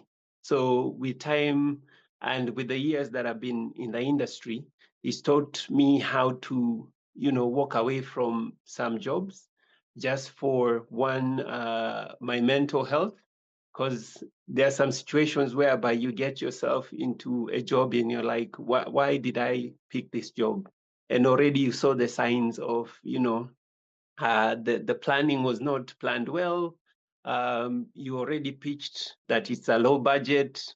There's nothing wrong with low budgets, but, you know, there were signs that, you know, you're in for a long nights and shifts, and, you know, but you still went ahead and picked up the job. So with time, I've come to learn to slow down, look and choose where to go, and choose to go where I'm wanted and I'm needed and I'm appreciated. Because there are some places you go and, you know, you're just there. You're like the trigger man, like, put this there. It's the end. Like, you don't get to ask yourself, why am I putting this light here? What is the purpose of this light? And sometimes even it borders being in a dangerous situation whereby the equipment is in danger of being spoiled. Like, you know, it started raining and guys are like, hey, we'll continue filming. You have an HMI light out there. These days we're lucky enough, we have lights which are rainproof. But, you know, those situations whereby it calls for everything to stop, but you still keep on pushing because people are like, you know, we have to go, we have to go. We have to keep on filming. So it's been a situation whereby now I'm learning to say no to those situations where they endanger myself, endanger my crew, getting bad reps, getting bad contracts. So that's what I've learned to say no. Thank you. That's actually Yes. important. I think it's important for a lot of different people in different industries. I think when you're starting out, you want to take everything, but it's true. If it doesn't help you, it may break you. So it's good to really know what to what to say yes to. Thank you. Brent, you had something? I think Knock had something earlier, and then I'll go to Brent. Is that right, Knock? No. Okay, then Brent. Oh. Sorry, Knock. Can't hear you. Greg has already said it. Can you hear me now? Barely. So Greg has already said it. I also wanted to emphasize the point of, as much as you should die for what you love, never die for Bas. Never die for Bas, eh? Make sure you are safe. Whatever you are doing, do it in a proper way. If you need to move that light, make sure that you do the right thing. Dip it down. Switch it off. Unplug. Move it. Don't do anything in a rush just because you're trying to make sure that the production is on schedule. If the light needs to move, do it the right way. Don't put your life in danger or jump into water with cables, live cables, just because you want to get across faster so that the boss is happy. You can die for anything, but never die for the boss. I mean, tomorrow you'll have another boss. If you're dead, that was your last boss. So That's true. just do things right. Never die for boss ever. That's my line. Whenever I'm working, I'm like, I make sure my sparks, everybody eat. Eat maybe 90%. Make sure you are well fed, you are hydrated. I might collapse. You need to take after me because I'm a very I don't eat a lot. So I make sure my crew, everybody is full because I'm like, you know what? I might collapse anytime because I don't eat a lot. You need to eat and never die for us. Those are my rules. Thank you. I like that. Thank you so much. Yeah, it's not, don't die for anybody, really. Yeah, thank you. I appreciate it. Brent. I think the guys have covered a lot of it, but Knox said a very one, and I think it's one that I learned. Don't make decisions when you're hungry. You're right. Don't have important conversations when you're hungry. Yeah. It's deep. It's kind of like the same principle of don't go shopping when you're hungry, right? Right. You make the best decisions. Yes, that makes sense. Especially on set as a gaffer when you're responsible for a lot of people and you feel yourself going down a road where you should just slow things down a bit and just say, okay, give me 5 minutes.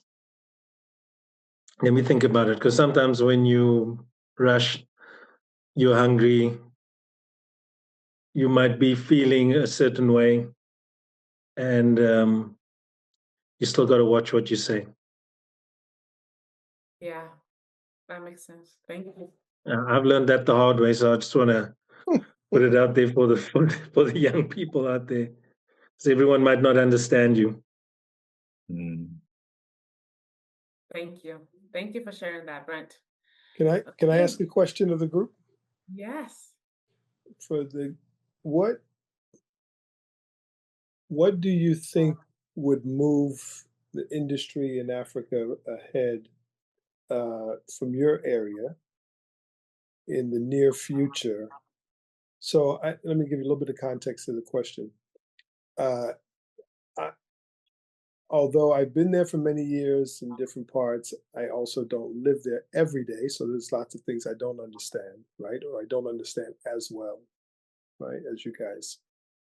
And I'm always trying to think about or contribute to what would be the next move, next thing, next choice, the next thing that could move your part of the industry forward. If you had to pick one thing, not yourself individually, but the industry. You know, we talked briefly about unions and the idea of that.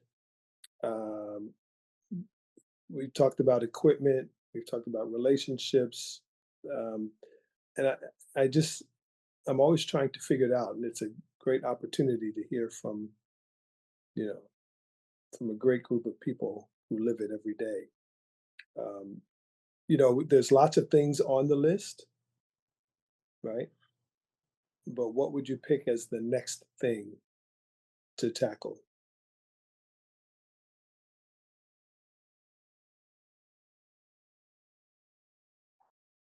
I think for here in Nairobi, Kenya, so far we don't struggle with quality because the cameras are there, the people, the workforce is there, the equipment is there. I think what is now the next step for us is story, because storytelling is important. So for what I'm seeing, even personally, even as a creative and a person who does my own films, what we're struggling with is good scripts and good stories that are immersive and that are, you know, genuine and true to us. Because mostly we try to copy paste everything across the board, like whatever is being done maybe next door or, you know, in the States or South Africa, we'll try to copy it here or regenerate a certain copy of that. So I think coming up with more of genuine stories which are good to us would be good, and having more script writers, because there's a shortage of that, I can say, because again, it's just how things are. Apart from the equipment, the money, the budgets, and all those things, I think for me right now, story would be like something which would be a place to invest in. Yeah. Thank you. Thank you. Somebody else? Yeah, if I would say training. Training, because here they've sort of broken film into 3 or more categories. They'll call it film going to the cinema, film going to the streamers, and then YouTube.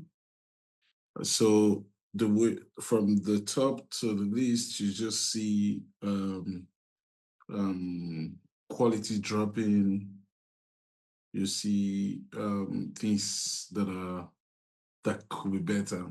So I used to say that you can make a film that can go any of these distribution points, but it will be good. Not that because it's going to YouTube, it's just made within 3 days and is poorly made. Now, if we have people that are being engaged at the YouTube level with proper training, it means that the films that are also going into the YouTube space are going to improve in terms of quality. Even though timing is, timing is a thing here because of money and budget. So I think if we have more trained people from all across department, but majorly in the technical area, because Nigerian filmmakers are moved by the most recent stuff, especially camera. So everybody's going for the big cameras, but it comes down to you don't have the right story, or you don't have the right technical ability to use that camera to tell the story that you have in your hands. Everybody's just rushing for the big stuff. So if we have people well trained, in fact, I think we lack that in Nigeria as a whole, telling story with the camera. That's my opinion. Anybody else? Yeah, I mean, that's a very, very great question, Kristen.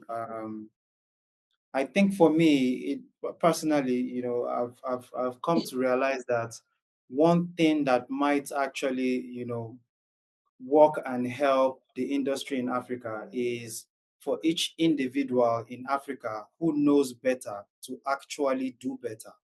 Like, first of all, you personally, Gordon is talking about training and all of that. Like, I mean, we can all agree that, I mean, the pinnacle of filmmaking is is in the Western world. And this is the reason why this kind of question is being asked about how can we make African filmmaking better. And what you understand, for me, I feel like individually as a crew member, when we look at the crew list of all of these other countries and all of that, and we think about Black excellence, we think about Africa, and then we think about Black people who are doing things in the Western world, like Kristen Epps, you know what I'm saying? So if you yourself, if you are able to stand out in your personal geographical location, you will stand out. And if you stand out, you are able to go out. And if you go out, you are able to get some kind of experience that you go back home with. And then when you get back home, you are standing out. Mentorship is easier for you.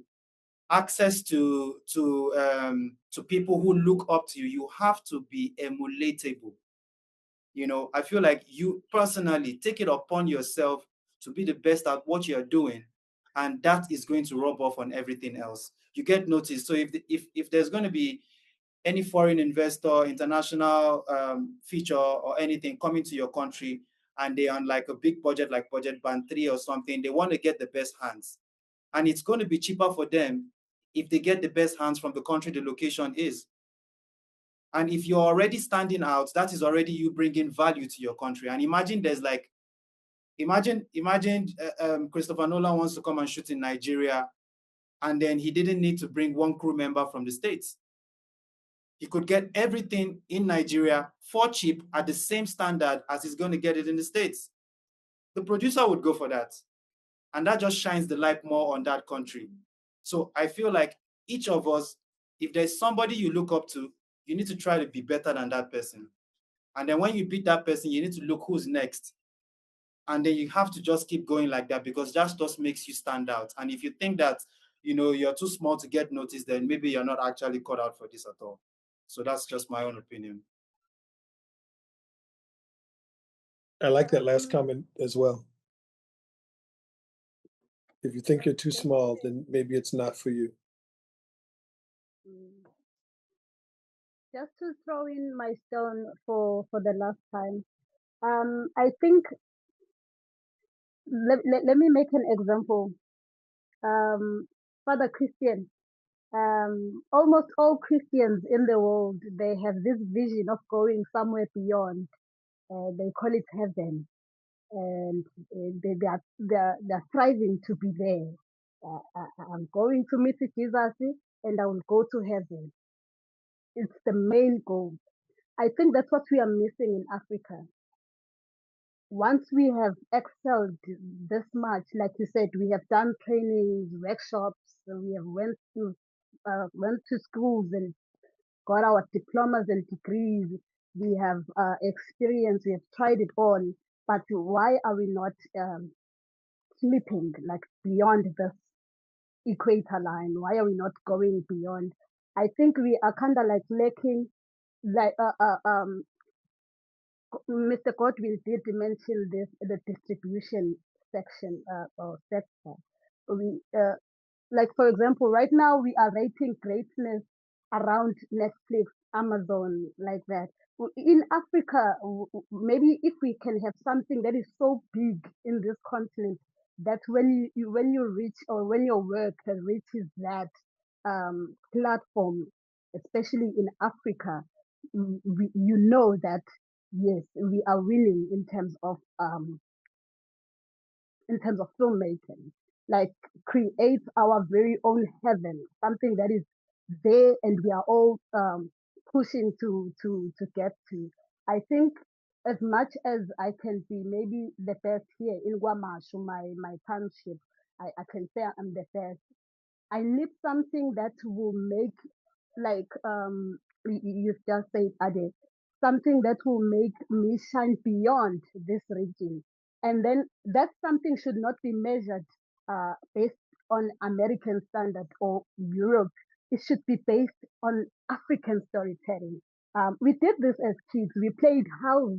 We know how to tell stories, but uh, uh, do we have that main huge goal that we say? If not, maybe Africa would then hold it like something that's great. I think we are kind of like, that's where in America, you have Hollywood as the semi-heaven. Then maybe in Africa, if we can create something that's huge, that we can rate our best in, I think that's where, because the human mind is like that. We always wanna get something. If I have 10 rents, I want 20 rents. Like I want to be challenged. I want to keep going. I need to have a place or a point that I want to reach. I think that's kind of where we are lacking. We don't have that in Africa. I'm not really going to America. I'm like, Africa, what do we have that is so huge that even Nairobi, even maybe Zimbabwe, DRC, everybody who does film is like, we want to be there. Yeah, I think that's where we are left behind. Knox, I've never met you till this thing, and I love you from a distance. You Okay, are so inspiring. I think for me, one area I think that we need to start paying serious attention to is equipment, availability of gears. You know, there are a lot of companies making a lot of things. There's Aperture, there's Nine Lights, there's a lot of them. And a lot of times we want to do so many things, but we don't even have access to gears. You know, I honestly look forward to a point where we are able to start trying our hands out, you know, start making stuff for ourselves, you know, like when Mr. Godwin was speaking earlier, he said that a lot of us want to do stuff and we don't have access to these equipment because they're very expensive. You know, I hear that Aperture dropped maybe a 5,000 watts light, and okay, I'm thinking about when is it going to get to Nigeria, you know, and even when I have it and I have issues with the lights, what support systems do they have to fix these fixtures when they get bad? We're not talking about it. You know, I'm saying this because it's painful. There's this light I got. Is a 600 watt light I bought sometime last year, and I went on set with it and it got bad. You know, it was so painful because first of all, the light was very expensive. And I've tried taking it around, you know, and they've not been able to fix it here in Nigeria. So sometimes when we have equipment that get bad, our only option is to send it back to send it back to Aperture. And sometimes when they reply to your mail, send it back to, you know.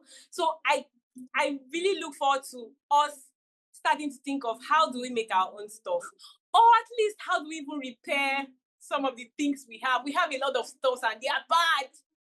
You know, the shipping fees are a lot if you have to, you know, send them in, send them out. I think that we can come together and say, how can we start making our own stuff? How can we start building gears that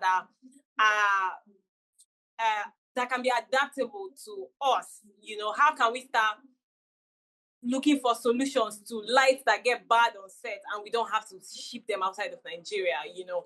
I look forward to it. I look forward to us thinking, because I know that Africans are very creative. We are very creative people. In Nigeria, oh my God, we build stuff. Like, I think that if we start to look inward, if we start to tell ourselves that we can find solutions to some of the problems we have, we'd actually start to stretch ourselves. You know, start to say, okay, how can I build this? How can I do this? And over the years, over time, we're going to get better at it. You know, I don't know if anybody understood what you're saying. That makes perfect Yeah. sense. I understood exactly what you said. And I feel like as an African, I'm going to say this, I'm sorry, but one of our biggest flaws, it's not the lack of talent. I think it's just the need for immediacy. We want things very immediate, right? I think Matthew was saying this earlier. I think we should start thinking about process instead of just the success, because if you do the process right, the success comes. But I feel like oftentimes we're trying to figure out every way around every roundabout way we can make money quickly. But then in doing so, we're not thinking about the repercussions or what it means in the future or whether it's lasting in the future. But if we could concentrate our efforts to build lasting solutions, then it becomes like there's always needs to be a foundation, a building foundation. But I think we're trying to skip the building and trying to get to the success or to the money right away. And I think that's probably one of our biggest hurdles we need to jump. But anyways, Just to add to what Laura just said, Pressure just said, yeah, it's advisable that we try to put our hands together and help to create some things that are useful to us on set. Yeah, my butterflies that I have and my 4x4 frames that I have are locally built with a Nigerian person, and the guy actually worked on them very well, and I've been using them for more than 3 years. So yeah, I got a couple of them from it, even with the frames itself. Yeah, aside from that, I also feel like it's necessary doesn't mean to be a competitive space for us. If we all see each other as colleagues, I could call you for advice. I could seek your advice for something. I have a setup I'm trying to create. Let me share the idea with you. Let's run it together and see how we could make things work. So until we start seeing ourselves as colleagues that are not in a competitive space, it goes a long way for us because I could, like, I want to do a project now and I'm like, oh, I need XYZ lights. I don't have it in my store. I don't need to go to rental house to get it. I could call my own boy and say, oh, yo, do you have this light? Can you send it over? I need it for the next couple of days. We had a better relationship, a better friendship space that I feel like I don't need to go to a bigger rental house to get all those things. So I feel, again, if we are into that collaboration space and seeing ourselves as colleagues and share ideas and show each other, advise each other on what we need to do to grow. I think it's going to be a safe space for a lot of us, which some of us are actually started because I could point some of the gaffers, the top gaffers here in Nigeria that I could easily reach out to and say, guy, I need XYZ equipment. I'm working on this project. I need the right away. The butterfly I'm talking about was actually another gaffer that introduced the guy to me. So I feel it's something if we work on, it will go a long way. Yeah, I guess the question then becomes, how do we start, right? I think that's what we need to answer ultimately. Unfortunately, we are out of time, but it would be really great for us to. Oh, whoops, sorry, we lost Christian there for a bit. I think he's back. It would be really great for us to continue this conversation. We wouldn't want to hold you all longer, but honestly, it would be great for us to continue this on our platform, or I mean, we have our community hub on the platform that is free, literally free for everybody, where people can jump on, have conversations. I'm not trying to do a plug, but we're trying to figure out when we bring up these concerns, it's like, what solutions can we find right away? And so for us, it would be great to figure out these solutions. How do we start these conversations right away? How do we start these community building right away? How do we start these friendships right away, right? And so if we're reaching out to you on some things, don't be surprised, but it's because, we're tired out here trying to do it by ourselves. We need the community. It'd be great to have a community of strong gaffers, strong, these strong sound, strong, I don't know, writers that can help each other build together. Because, I mean, since we're Africans, I think I'll say this, there's this African proverb that we all probably know that says, if you want to go fast, go alone, but if you want to go far, go together. And so I'm tired going fast. I'm just like on a treadmill. Not that I do much, but I think if we all want to go far, it'd be great to build together. And so that's what we're trying to do here at eFilmHub. And we hope that with your help, we'll be able to get that done. I think, Ade, is there anything else? I think I want to get to the end of this so we can let everybody go. I think it's been a wonderful session. Yeah. I think it's been so insightful. I think we've learned a lot. I think we've made a community already, and I feel like everybody here are friends already. I feel like I know Brent. I feel like I know Gregory. I feel like Knox stays in my backyard. I know everybody here now, and definitely we're all going to meet on a certain job at some point in time in life. And we should all still continue this community right here and continue to make sure that, we're bringing ourselves together and improving ourselves so that we can all make sure that we are rubbing off on each other and, the younger generations coming. So, I mean. Thank you. Yeah, thank you, Ade. Brent and Knox and anybody else, we will actually be personally reaching out to you too. in regards to the gaffers union, as not called it over there, because we want to figure out how we can help and how to get that going, how to get that initiative rolling, because it's easy to say, but we want to be doers too. And Christian and others will be reaching out to you for some other ways we can work together to because I like the question that Christian asked about what's the next step, and it'd be great to figure out solutions for these next steps. Not that we can do it alone, but at least start. And then lastly, we wanted to say we will go ahead and still create a Gaffers community hub on eFilmHub. I know you're all busy, you're all professionals, and so we don't expect much, but we would love to start adding emerging Gaffers or something like that where they can ask questions. And if you feel like you want to drop knowledge, it would be great. But we'll go ahead and create that community hub, and it'll be available there as well for people. So I think that's all I wanted to say. Thank you all so much. We're really hoping. I just want to say thank you to all the other gaffers. It's nice to link with gaffers from other countries, other African countries. I've always had I'll say a fear. I've declined on every Nigerian job ever. So I do have some concerns myself about being out there. I'm a bit cushy down here in Cape Town. But you guys touched on all the things that was the question on, like what actually moves the needle. I think Gregory and Godwin had some good points about, Godwin's one was the volume over quality. Is it a lack of training? Is it a lack of exposure? In South Africa, I've always told the other gaffers from different regions, Joburg, Durban, that we all have the same equipment, basically. There was a time where we all basically have the same tools. So the training and exposure that we all get to how things are done, I think that's more important than the actual tools. Knowing how to use it and what's more versatile. And I think being a gaffer is a lot more than just putting the light where the DP says. I think it's a big conversation about creativity, of reading the script and understanding what is the story that we're telling. And with X amount, whatever the amount is that we have in the budget for things, I just call them things, because I know tomorrow when I wake up, there'll be a new light out that I don't know about. That's better than the last one. And it's got all the fancy wireless control, and it's got a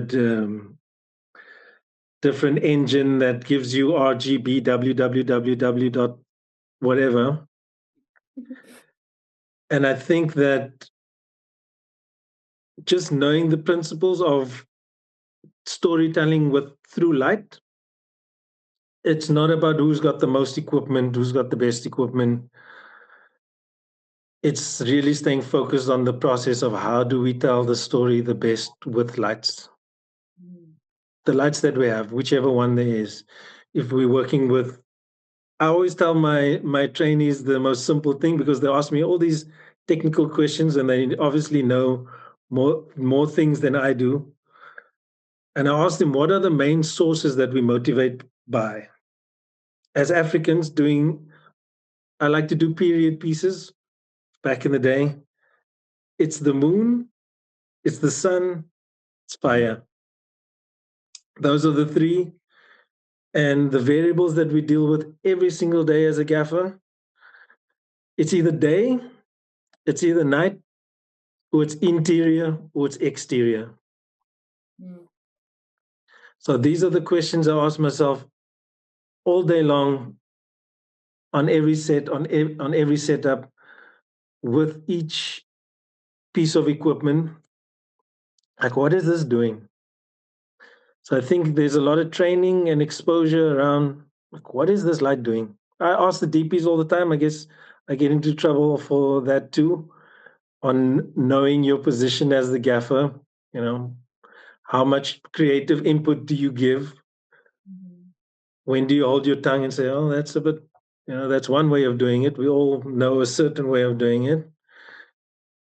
and being open to learn a new way of doing it. So yeah, I think that was my question to myself is, and how do we move this needle? Because the problems in Nigeria, I'm sure, is unique to Nigeria. The problems in Kenya is unique to Kenya, and the problems in South Africa is unique to South Africa, and also each region in South Africa. So it's very different where Knox is from to where I'm from. And Knox and I are definitely going to link up and do the thing and talk. And I think, yeah, all of us gaffers working with other gaffers is a brilliant thing. And this is what I've seen on a lot of big tier jobs, that you speak to the spark and then he'll tell you, yeah, but I'm a gaffer too, but on much smaller jobs. But I'm here to help my guy. I respect this guy, but I'm here to help my guy. So I think just collaboration of gaffers, everyone knowing when to step in and when being in service to each other, and being like, okay, cool, how can I help you? And just getting that, stripping away some of that ego and I've had to deal with it myself. I have a big problem with asking for help. So I'm more into offering help than asking for help myself. Yeah, I think that's we all have such a weakness, that ego. We wanna help. We always want to be a service, but like asking for help. But it goes both ways, absolutely. So I really hope that we can continue to figure out how to move this needle. Personally, we'll be reaching out to some of you personally. So hopefully you've seen our faces and you won't be afraid when we reach out, because I'm sure there are a lot of ways people want to get involved with, each individual or even companies that you're working with, like Lights Camera Diaspora. People probably are interested in stuff like that. And so we'll be reaching out to figure out how we can collaborate to make these resources available to people on the continent. So thank you all so much. Stay tuned. We'll be talking. We appreciate you all, and we'll let you go breathe finally. Thank you all. Thank you, everyone. Thank you, everyone. Thank you, everyone. This was fun. Thank you. It was beautiful. Thank you. Bye. Nice to meet you, all of you.